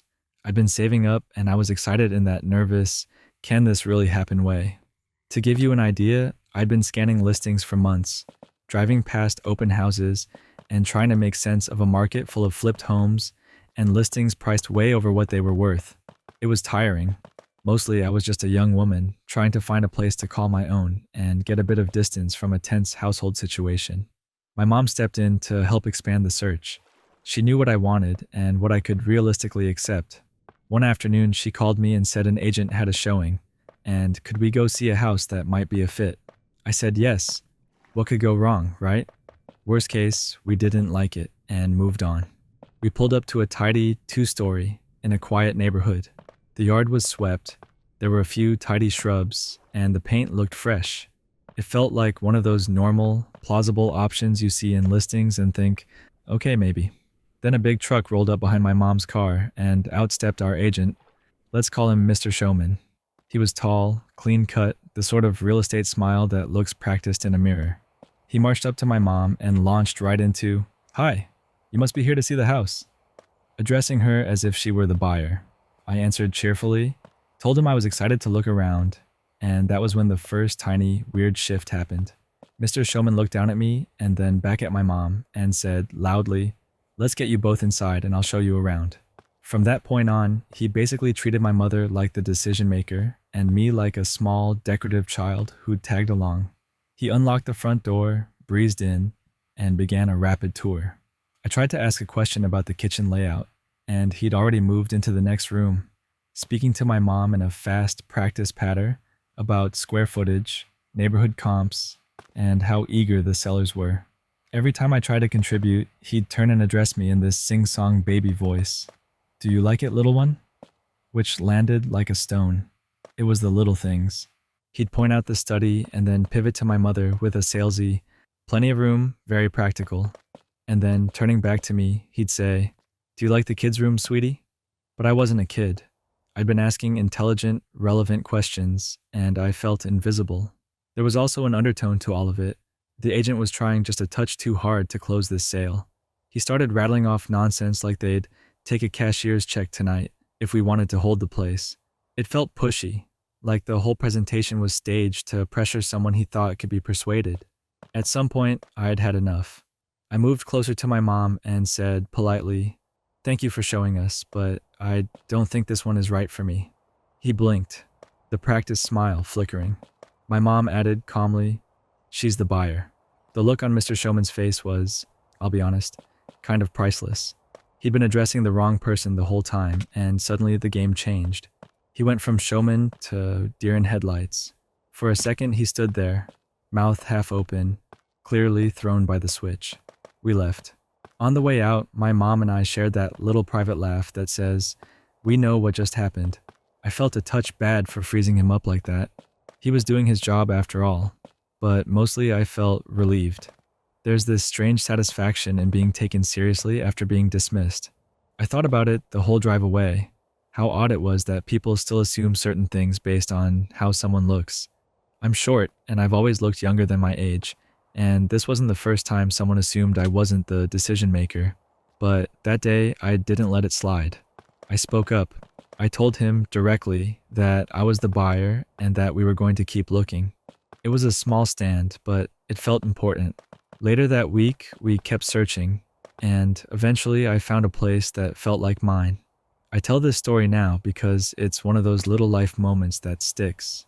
Part awkward, part satisfying, and oddly empowering when you finally claim your voice in a room where people keep assuming otherwise. That story wraps up here. It's funny how small moments of being underestimated can stick with you. Standing up and calmly correcting someone doesn't have to be confrontational. It's just taking back your space. People underestimate others all the time, and sometimes a tiny, polite pushback is all that's needed. Nice reminder that showing up for yourself matters, even in a house showing. This next story is about a man whose father disappeared for 15 years and then unexpectedly showed up at his workplace, forcing him to face a mix of unanswered questions and raw emotion. At 12 years old, my life changed in the bluntest possible way. My dad just left. One day he was at home and the next day he wasn't. There was no explanation, no goodbye, nothing to hold on to. My mom was left raising me and my little sister by herself, and slowly our tiny, ordinary life rearranged itself around that absence. We learned how to do things without him. We learned how to make plans without checking with him. Looking back now, I can see how that absence settled into the background of everything. Like a missing piece you stop staring at because you have to keep living. For a long time, I told myself I wouldn't care if he ever came back. I said it out loud sometimes, almost like armor. He meant nothing to me. I think I said it to survive. It kept the hurt from raw and constant to say the words. Still, there were nights I'd catch myself wondering why he left, or picturing what I might say if I ever saw him again. Those were private, quick thoughts that I would tuck away. Then, 2 weeks ago, something happened that I hadn't allowed myself to expect. I was working night shift at the warehouse. It's the kind of place where fluorescent lights hum and everything smells faintly of cardboard and diesel. It's loud at times, but it's also routine. Boxes, forklifts, a rhythm that lets your mind drift if you need it to. My manager called me into the office. He said, "Someone's here to see you." I remember thinking, who on earth would come down here? When I walked in, there he was, my dad. Same face, just older and a little gray at the temples. For a second time did not do what I thought. I froze like a kid again. His voice said my name like it was a normal thing, like it belonged to him to call me. But there was nothing normal about it. I felt something in me split. 100 different reactions all at once. He started talking about being sober for 4 years. He talked about trying to get his life together. He said he was sorry. He told me he wanted to know us again. There was a cadence to his words that I'd heard nowhere in my life. The cadence of someone trying to explain years of absence in a handful of sentences. And then, almost like an object from another life, he pulled a crinkled, faded school photo from his wallet. It was a picture of me and my sister from 2009. He'd kept it with him all those years. The photo was small and bent at the corners, but it had been with him. That image in his hand did something to me that nothing else could. I thought I would be angry. I thought I would hurl all the words I'd been rehearsing at him for years. But when I saw the photo and heard him say he was sorry, I started crying. Not small, wrong kind of cry. The kind where you become 12 years old again. I don't think I understood entirely why. Maybe part of me had always wanted a dad, even the one who left. Maybe it was the shock of him being there, or the sudden release of years of tension. Whatever the reason, the emotion hit, and I couldn't stop it. Since then, he's texted me a couple of times. I haven't replied. My sister said she never wants to see him again, and I don't blame her. Everyone reacts differently to that kind of wound. I keep replaying the office moment in my head. The way the fluorescent lights made the photo look pale, the smell of machine oil outside the door, the way his voice trembled when he said he'd been sober. There's no neat ending yet. There's no instant forgiveness, and there's no clean cut between what I thought I wanted and what I feel now. I'm somewhere in the middle, holding a complicated, fragile thing, and not sure whether to tuck it away or open it up. I don't know what comes next. I know how my sister feels. I know the timeline he laid out. I know the school photo exists, and I keep thinking about that little faded image more than anything else. Maybe I'll answer his texts. Maybe I won't. For now, I'm letting it sit with me and trying to figure out how not to drown in the memory of that afternoon, in the sobs and the silence and the image of a man older than I remember, carrying a picture like an apology in his pocket. That's where the story ends. That moment in the office feels like one of those life bookmarks, sudden and messy and impossible to ignore. It's hard not to think about what people carry with them for years and why. There's a real raw ache in reconciling who someone was to you and who they are now. It's okay to sit with that uncertainty for a while. Hopefully, whatever he and the family choose next feels honest to them. This next story is about a dad with primary custody who keeps refusing requests from his ex's husband to take the kids out, and whether that boundary is protective or overly strict. This whole situation has been grinding on me for a while, so talking it through feels like the only way to make sense of it. My ex and I split up 7 years ago. We share 2 kids, a 10-year-old daughter and an 8-year-old son, and I have primary custody. Our arrangement isn't simple custody equals time. It's built around what professionals called for when things were at their worst. Sometimes my ex's visits are supervised. Other times they're not. That depends on how she's doing and on custody evaluations when things look off. Right now, she has non-supervised visitation, but that doesn't mean there aren't strings attached or nights I lie awake worrying about what might happen. She got married in April of last year. Her husband has met the kids during visitation. They've been in the same room. They've had outings while they're at her place. But here's the key detail. The kids don't know him like that. They don't see him as their stepdad. To them, he's the man their mom lives with. They don't call him anything familial, and that's been consistent from the start. My ex has actually complained about that on our co-parenting app, that they don't warm up to him or call him part of the family. I didn't push my kids to change that. I'd rather not force a label on them when it doesn't feel natural. Since December, her husband has messaged me asking if he can take the kids out, once or twice a month. Simple stuff in his messages. Shopping, the park, a day trip. 4 of those times he also said he wanted to build a relationship and be more of a presence for them, like a stepdad who's trying to earn trust. On paper, that sounds reasonable. I get wanting to be part of someone's family, but the reality sitting in my chest is different. To me, this is a man who, in my view, is still essentially a relative stranger to my kids. They don't ask for him. They don't seek him out. They've been clear in small, childlike ways that this isn't someone they want more time with, at least not yet. I've said no every single time. It's never been an easy no. I read his messages, think about my daughter's quiet body language when she's around him, think about my son's reluctance to go over to their house, and then I tell him I can't agree to that day out. When I do, he pushes back. He asks why, accuses me of being petty, says I'm jealous, and tells me he should be allowed to spend time with them because he's part of the parenting unit now. He says I never gave him a chance. That one hurts for a second because my instinct is to defend myself, to say I'm not trying to block him for spite. But then I remember the bigger picture. My ex has mental health struggles that have historically affected her ability to care for the kids. That's precisely why our custody arrangement exists. There were times when I had to file to return visits to supervise because something was off. So when it comes to adding another adult into unsupervised situations with my kids, I'm naturally cautious. If their relationship were strong, if the kids adored him and asked for him, I might feel differently, but the kids don't. So I have to think about risk in a concrete way. What happens if the marriage ends? What happens if something goes wrong and then the kids are left trying to process that? I don't want them to carry the emotional weight of another adult's instability. A lot of this is gut. slow building unease from watching patterns and listening to how my kids talk about the guy. I also don't entirely trust my ex's judgment given what I've seen in the past. That's a hard thing to admit because it comes with a whole baggage of history, missed support, bad decisions, moments where I felt like I had to step in and protect our kids by myself. I'm not proud of being guarded, but I am protective. To me, refusing those requests has felt like choosing safety over convenience. But I've also been wondering if I could be missing something. Maybe I'm too strict and too close to the situation to see the upside. Maybe having another adult try to build a relationship would help my kids in the long run. I weigh that against the downside. What if it goes badly? If their marriage collapses or he turns out to be unreliable, that would create upheaval the kids don't need. I don't want to put them in a position where they're used as a bridge between two adults who shouldn't rely on them for emotional labor.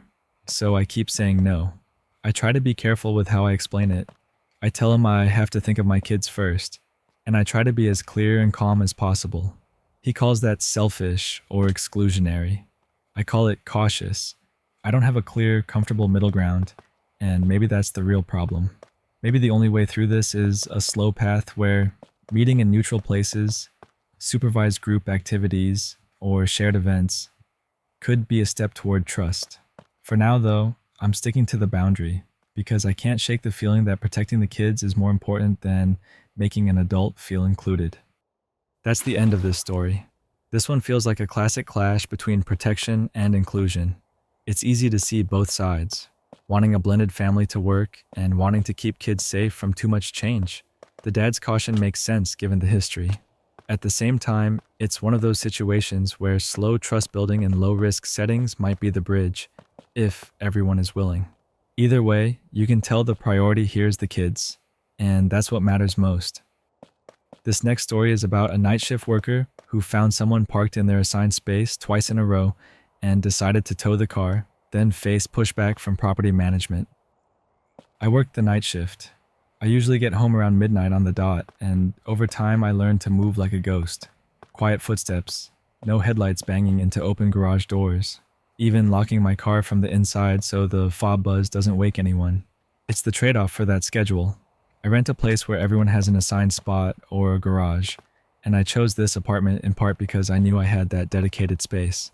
My car is in that spot pretty much every weekday until around 11 in the morning at the earliest, because I head back to work around 1 in the afternoon. Last night I pulled into the lot at midnight and almost felt my stomach drop. Someone was sitting right in my spot. The lights from their taillights painted the pavement red. They were still in the car, like maybe they'd do the polite thing and move when they saw me. But they didn't. I eased in behind them and checked for a parking permit on the dash. There wasn't one. I took a few pictures for proof. One of the license plate, one showing the parking space number, and one of the car with the building as the backdrop. I didn't want this to be a he said, she said later. I called the non-emergency PD line to ask who handles assigned parking violations. The operator read my lease clause and told me the lease makes the space mine, and it didn't specify a single tow company. So legally I could pick any tow service listed. They also offered to send an officer to issue a ticket on top of a tow if I wanted that escalation. I thought it through for a minute. This wasn't the first time. Someone had used my space the night before too. That made it feel less like an accident and more like a pattern. I asked the officer to send a unit and then called a tow company. The tow truck showed up about 12:30 a.m. The man from the company walked the lot while I handed over the photos and the lease clause on my phone. He asked a couple of questions, then hooked the car and dragged it away. I left a note on the building exit door with the tow company name and a line explaining I work nights, which is why the spot was empty when whoever parked there arrived. I wanted to be transparent in case the driver came looking for answers. Then I had to park on the street. The parking lot next door has a no parking 2 o'clock to 6 o'clock a.m. rule, so that wasn't an option. The only available place was a handicap spot, taken of course. So I ended up on the street where I worry about door dings and other damage. Part of me felt annoyed, but mostly I felt like I'd done what I needed to protect the thing I pay for. This morning I called property management because someone had taken my spot the night before as well. So now it was 2 nights in a row. I asked them to address it, and that's when things got awkward. The property manager sounded upset with me. Their argument was basically that the tenant whose friend got towed has lived here for 2 years, and everyone was used to them parking there. The previous tenant apparently didn't have a car, so the habit formed. Management told me not to tow anyone again because it makes a bad day for everyone. They didn't offer to reduce my rent or guarantee my spot would be available, and they sure didn't promise to cover any damage if my car were hit while parked on the street. I tried to explain that I'd followed what my lease says, that the spot is assigned to me, and that I documented the violation, but the manager was more concerned about neighbor relations than about respecting the contract I signed. I felt small and suddenly on the defensive in a place I pay to live. I chose this building partly because it advertised assigned parking, and now I'm the one being told to absorb the cost and inconvenience because people were used to using a spot. At this point, I'm left wondering if I overreacted. My gut says I didn't. The spot is mine on paper and in practice, but I also get the human side of it. Towing a neighbor's car is messy, and it does make someone's day worse. The difference is their day was worse because they parked where they weren't supposed to. I could have waited and tried to alert the driver, but it was midnight, people were asleep, and this was the second night in a row. I wanted to stop a pattern before it became permanent. I also worry about my car getting damaged on the street, and about the fairness of management telling me to just let it go when I pay for that spot. That story wraps up here. This one really sits in the gray area where rules and neighborly grace collide. On paper, he followed the lease and documented everything, which makes his call to tow feel justified. At the same time, towing always lands hard in a small community, and property management should be enforcing assigned spaces so tenants aren't put in that position. It sounds like the real issue is a management problem, not just the person who towed. Either way, I get why he was frustrated, and why he felt backed into a corner. This next story is about a couple who live together, where one partner wants to fully merge their bank accounts and the other refuses, sparking tension over trust, spending habits, and financial boundaries. I'm 28 and we've been living together for just over a year now. For the most part, things are pretty good. The rhythm of our day-to-day is settled. We split rent and utilities down the middle, we trade off buying groceries, and otherwise we cover our own personal stuff. No kids, no mortgage, no big shared purchases yet. Just the quiet, ordinary life of two people building a space together. A couple weeks ago, he brought up the idea of fully combining our bank accounts. He sat me down at the kitchen table like it was some big, natural next step. He talked about how we're basically a family already, how it would be cleaner to have everything in one place, and how that would simplify things like bills and savings. I listened, and part of me understood where he was coming from. Being practical about shared expenses makes sense, but honestly, I wasn't comfortable with merging everything. I told him I would be glad to open a joint account strictly for bills and shared expenses. We could both deposit equal amounts every month, and the pot would cover rent, utilities, groceries, and the stuff we actually share. That felt fair to me. I offered that because I wanted to be reasonable and show I wasn't trying to be closed off. What I couldn't do was agree to fuse all of my money with his. I've been saving aggressively for years. I have a plan for those savings, and I like having direct control over them. To give you an idea, I've worked hard to build a cushion and some long-term savings, and it's important to me that those goals stay intact. He's not terrible with money, but he does have about $5,000 in credit card debt, and he tends to make impulsive purchases, electronics, random stuff online, eating out more than I would. I'm the opposite. I budget carefully, I track spending, and I picture the future in spreadsheets and small sacrifices. When I told him why I didn't want to merge everything, he got visibly upset. He said it felt like I didn't trust him. He asked, bluntly, if I really saw us long term, why would I keep money separate? He said it came across like I was preparing to leave. I tried to explain that it wasn't about planning an escape. I said it was about being responsible, about protecting both of us from mistakes, and about keeping some financial independence. But when I suggested the joint account for bills, he called that cold and transactional. That stung. Since then, he's been distant. The energy in the apartment is different. Small moments feel heavier. I can tell he's hurt, and that makes me feel bad because I don't want to be the reason for that. My sister says I'm being smart, that merging accounts before marriage can be risky. My mom, though, reminded me that she and my dad combined accounts early and it worked out fine for them. So she thinks I'm being overly cautious. Those outside voices make me second guess myself sometimes. When I look back on the conversation, I can see both sides. I get why someone would want to merge accounts. It can be a sign of commitment, a way to simplify life, a gesture of trust. At the same time, I've seen what debt and impulse spending can do, and I don't want my years of saving to be weakened by choices I didn't make. I feel like keeping separate accounts is a practical boundary, not a lack of faith. It's a way for me to preserve the goals I've set without blocking our shared life. For now, I'm sticking with my offer. A joint account for shared expenses, separate personal accounts otherwise. I said it calmly and I meant it, but I also said I'd be open to reviewing the arrangement later if things change. For example, if his debt is paid down or we make a stronger long-term commitment like marriage. He hears that as conditional, and I know it frustrates him. It's messy. I want him to feel trusted, but I also want to protect the future I've been building. I don't want to end up resenting him because my savings disappeared, and I don't want him to feel treated like an untrustworthy partner.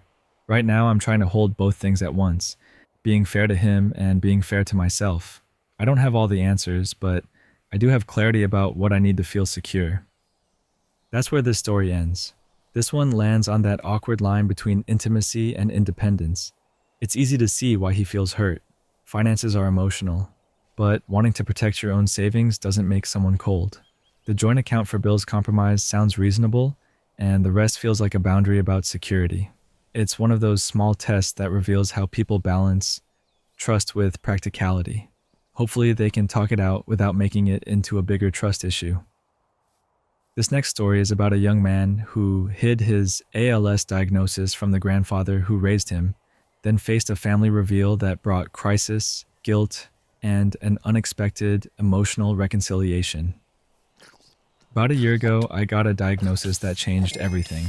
Limb-onset ALS. For months, I've been dealing with foot drop and muscle weakness and trying to make sense of it, and after a long stretch of tests, the doctors gave me the name for it. At first, I didn't tell anyone. I don't know exactly why. Maybe denial, maybe hope that I could tuck it away and keep living the same way for a little longer. I've always been fiercely independent.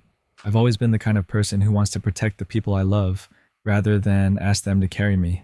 So I kept it to myself for a while, until the disease progressed enough that secrecy was no longer possible.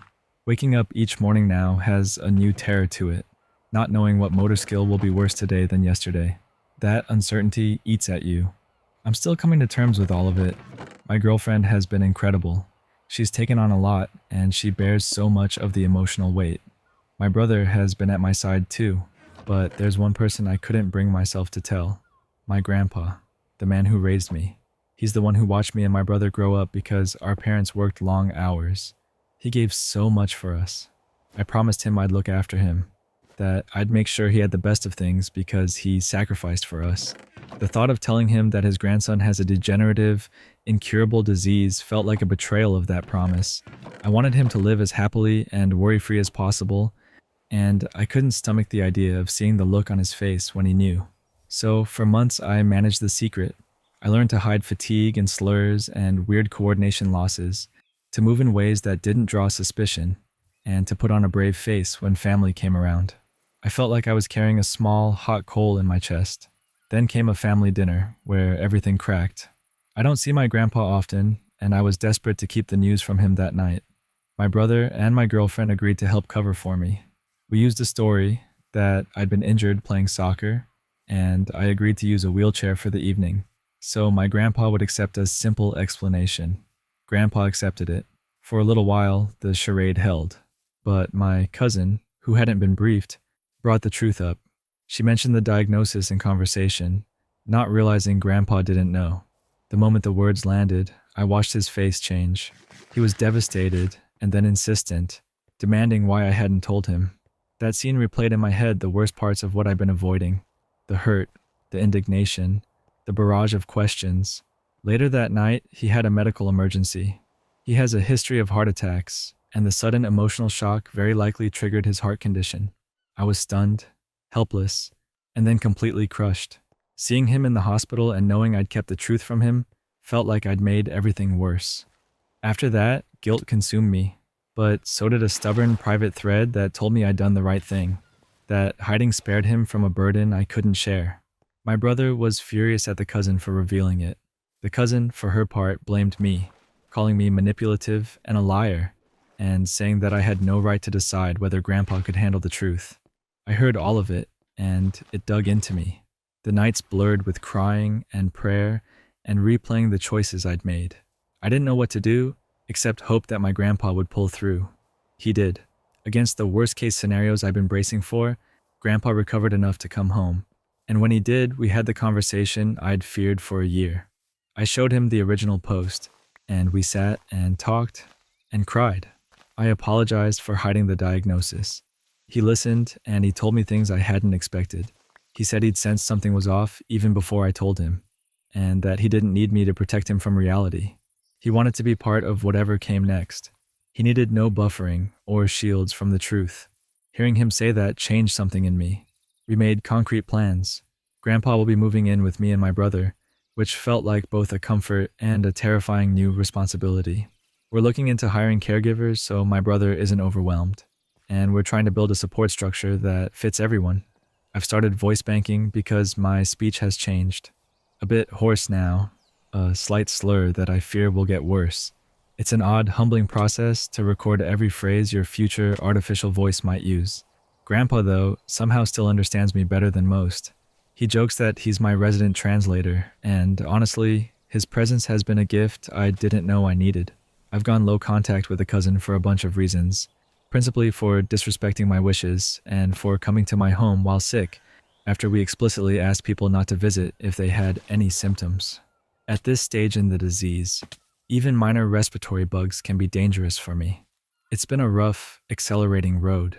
Lately, I've been rethinking choices like invasive ventilation and feeding tubes as the progression forces harder decisions. Some days, the fear of living and the fear of dying sit side by side, and I'm trying to find a place to stand between them. Through it all, I'm grateful for the people who actually stepped up. My girlfriend, my brother, and now my grandpa. These moments are raw, but they've given me clearer priorities and a small measure of peace.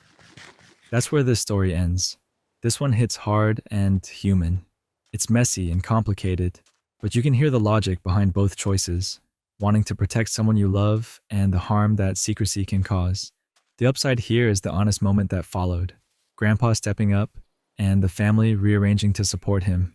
It's bittersweet, but there's something quietly powerful about choosing to share the truth and letting the people who love you meet you there. This next story is about a cafe that started keeping its restroom locked for customers only, and the scene that unfolded when a non-customer blew up about being unable to use it. I go to this little independent cafe a fair bit. It's the kind of place with mismatched chairs, a chalkboard menu that changes with the seasons, and a slow espresso machine that sounds like a small jet in the corner. About 6 months ago, they changed their restroom policy. Instead of leaving the toilet open, they put a simple sign on the door, asking people to ask at the counter if they needed it unlocked. The door itself isn't visible from the register, so staff have to get up and physically open it when someone asks. They made the change for reasons that made sense to me. The cafe used to have problems. People going into the bathroom to smoke, occasional vandalism, and other stuff that made the staff fed up. Locking the door so that an employee unlocks it on request cut down on the trouble. There's usually only 1 or 2 people working at a time, and yes, that can make things slow. But if anyone asks, the staff are pretty quick to get the keys and open the door.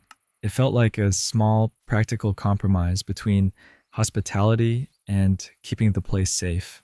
This morning I was there nursing a coffee and reading, the kind of slow weekday ritual where the hum of conversation becomes white noise. Then a woman walked in with a baby in a pram and a partner. They went straight for the restroom and found the door locked. From the moment she realized it was locked, she got loud. "Why is this locked?" she shouted. "This is a public toilet. It shouldn't be locked." There was only one young woman working at the counter. She was mid-task, steaming milk and balancing a tray of cups, and you could see she was flustered. Politely, I leaned over and told the woman that the staff unlock it on request. I said it as gently as I could, because I could tell the woman was already steamed up, and the last thing she needed was confrontation. But she kept shouting. "It shouldn't be locked," she repeated, voice rising. "It's a public toilet. I need to change my baby." Her hands slammed into a small stack of cardboard table signs, and they toppled to the floor with a comic little clatter that made the whole room go quiet for a second. I pointed out that the library and the supermarket also keep their baby-changing facilities locked because of vandalism, and that they too require people to ask staff. I said that a lot of businesses in town do the same now. That wasn't intended as a dig, more as a practical alternative, but she didn't want to hear it. At that point, the poor barista had already grabbed the keys and was walking toward the restroom with an apologetic look. She was trying to be helpful and professional, despite being a one-person show, but the woman had already stormed out. She didn't wait for the door to open. She left an angry string of complaints in the air as she disappeared down the sidewalk. Her partner followed her, pushing the pram, and you could tell they were both still talking, still heated. The barista came back in, visibly relieved, but also a little shaken, and apologized to the handful of customers for the disruption. She told us quietly that the staff usually don't mind unlocking it, and that locking the restroom was the only way they'd found to avoid the repeated problems. After she left, people murmured, some sympathetic, some annoyed, and the cafe returned to its usual rhythm. I thought about how confusing the idea of public toilets has become. In our town center, there aren't many freestanding public restrooms anymore. Most are run by businesses and kept for customers. For the most part, staff are happy to open the door if you ask, but the lock is a small barrier against abuse. It's not ideal for the rare person who really needs immediate access, like a parent with a small child, and I get how frustrating that can be. But when a policy is a response to real misuse, it's hard to blame the cafe for protecting itself. Looking back on it now, I felt some sympathy for both sides. The mom wanted what she needed: privacy, a place to change her baby, and the distressed reaction was human. On the other hand, the cafe and its staff have been put in a position where they have to balance hospitality with preventing recurrent abuse, and that lock is one of the few tools they have. The whole scene was loud and uncomfortable for a minute, but it was also a small, practical reminder that community norms have changed, and that sometimes those changes feel like a hassle for people who aren't used to them. That's the end of this story. This is one of those moments where policy and real human needs bump into each other. I get why the parent was upset. Needing a changing space is urgent, but I also see why the cafe had to lock the door after problems. It's a messy middle ground where kindness and practicality trade off. And honestly, it would be nice if places could keep an easier way for urgent needs while still protecting against abuse. Either way, it's a reminder that a little calm communication usually helps more than a scene. This next story is about a young woman who discovered a trail of lies, late-night calls, and secret meetups that made her suspect her boyfriend was emotionally, or worse, with her older sister. This whole thing unraveled slowly at first, and then all at once, like a sweater being tugged until the whole sleeve came loose. I'm 20, and I've been with Ryan for about a year and a half. He's 29. For a long time, I trusted him, maybe too much. Then one day, an ex of his found me on Instagram and slid into my DMs with screenshots and timestamps. That's when the first seed of doubt landed. She handed me proof that when he'd been single, he'd been talking to multiple women, and some of the messages lined up exactly when he'd started talking to me. I confronted him with the screenshots. He admitted to messaging other people, said he was single then and could do what he wanted, and then defended himself when I pushed. That conversation left a bruise I couldn't rub away. Around the same time, my sister Jessica moved back in with our parents after a rough split. She's 25 and used to get her way a lot with mom and dad, so it wasn't unusual that the family rallied to help her. I invited Ryan to help with the move. I admit I was hoping he'd look like someone who cared about my family. He'd never met Jessica before, but during the moving day, they hit it off in a way that made me feel small and left out. They're closer in age and had things to talk about I didn't share. At first I chalked it up to normal friendliness. Then little things started to add up. He made a comment once about how mature she was, which came off weird because anyone who knows Jessica knows that's not exactly accurate. It felt like a dig at me. A month or so later, at around 4 in the morning, I caught him whispering on the phone. I asked who it was, and instead of answering, he admitted he'd been talking to Jessica for weeks and that they'd been getting close. He said he hadn't told me because he knew how I'd react. Hearing that made my stomach flip. It felt demeaning to be told he knew I'd be upset and did it anyway. I locked myself in the bedroom and left his place as soon as I could. Jessica and Ryan spammed my phone with explanations after I left. I went to my mom's to sleep and broke down. That's when I learned my mom had given Ryan's number to Jessica that night I crashed at their house, supposedly because mom wanted Jessica to get to know him better. The timing struck me as suspicious and made me feel like I was being manipulated from multiple directions. It kept getting worse. My brother told me that Jessica and Ryan had been meeting up regularly at bars for weeks, going on what she called friend dates, and she specifically told my brother not to tell me. That was the final straw. I waited at my apartment and called both of them to come over. When they arrived, I kept quiet and let them talk, watching their faces. They both lied in that slow, rehearsed way people do when they think they can talk their way out of being caught. I asked casually, "So you ended up at the same bar multiple weekends in a row, 4 friend dates, on accident?" The look on Jessica's face told me she knew I knew. They tried to play it off as nothing, but their eagerness to deny it made me trust my instincts less. I left the room with my heart racing, because being gaslit by people you love is a weird, disorienting pain. After that, I cut contact. I texted Ryan a short, blunt message saying I didn't believe him, and I wasn't willing to stay with someone who'd broken my trust. I told him not to contact me, and I had my brother come get my things from his place. Ryan tried to apologize, sent messages, but I silenced him. People on the internet told me not to block him right away in case I needed the messages for evidence, so I kept him reachable but muted. Jessica showed up at my door begging for forgiveness. I told her I'd forgive her if she told me the truth. She admitted they'd spoken about being attracted to each other and fantasized about being together if I wasn't around.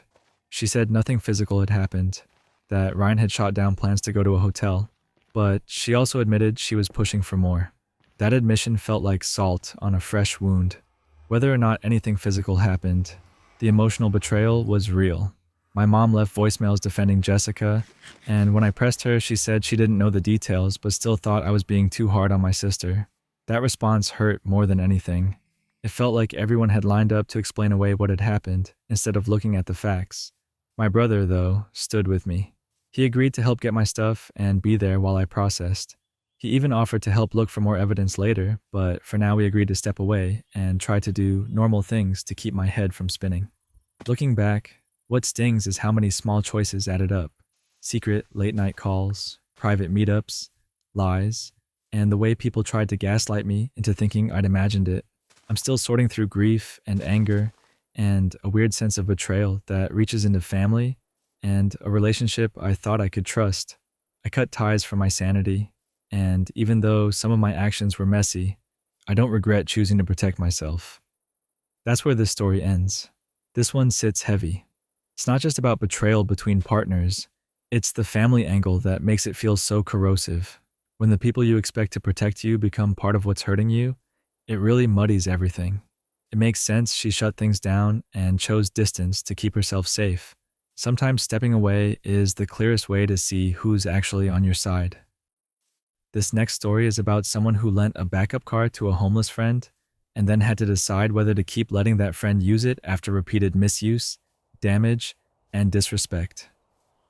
I've never liked letting my anger drive my decisions, but this whole situation built up slowly until I realized I was just plain done. I'm 47, and for the last 6 weeks, I'd been housing a friend and her husband who'd become homeless. They were staying with me temporarily while working with a nonprofit to secure an apartment. I have 2 cars, a primary vehicle I rely on every day, and an older backup car I only use occasionally. I let them borrow the backup so they could go to appointments, look at apartments, and handle groceries.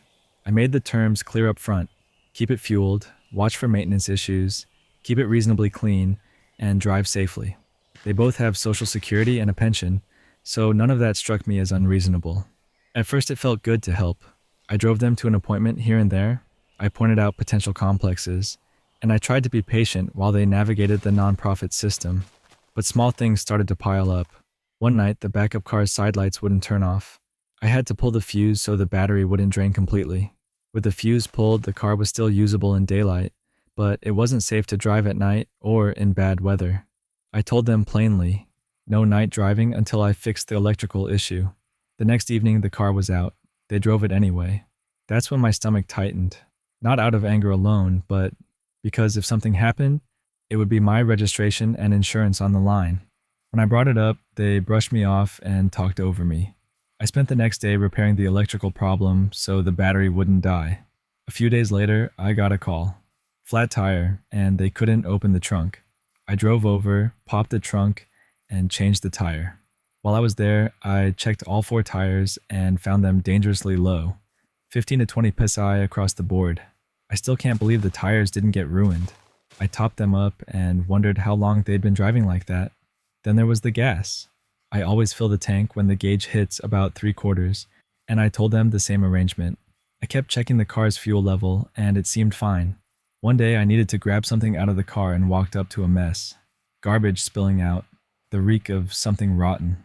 As I hauled the trash out, I found a rotten banana peel under the passenger seat, and evidence they'd been smoking hemp in my car. The smell was awful. I cleaned it, sprayed it, and got the car smelling halfway normal again. When I looked at the gas gauge, it was on empty. That did it. I was furious.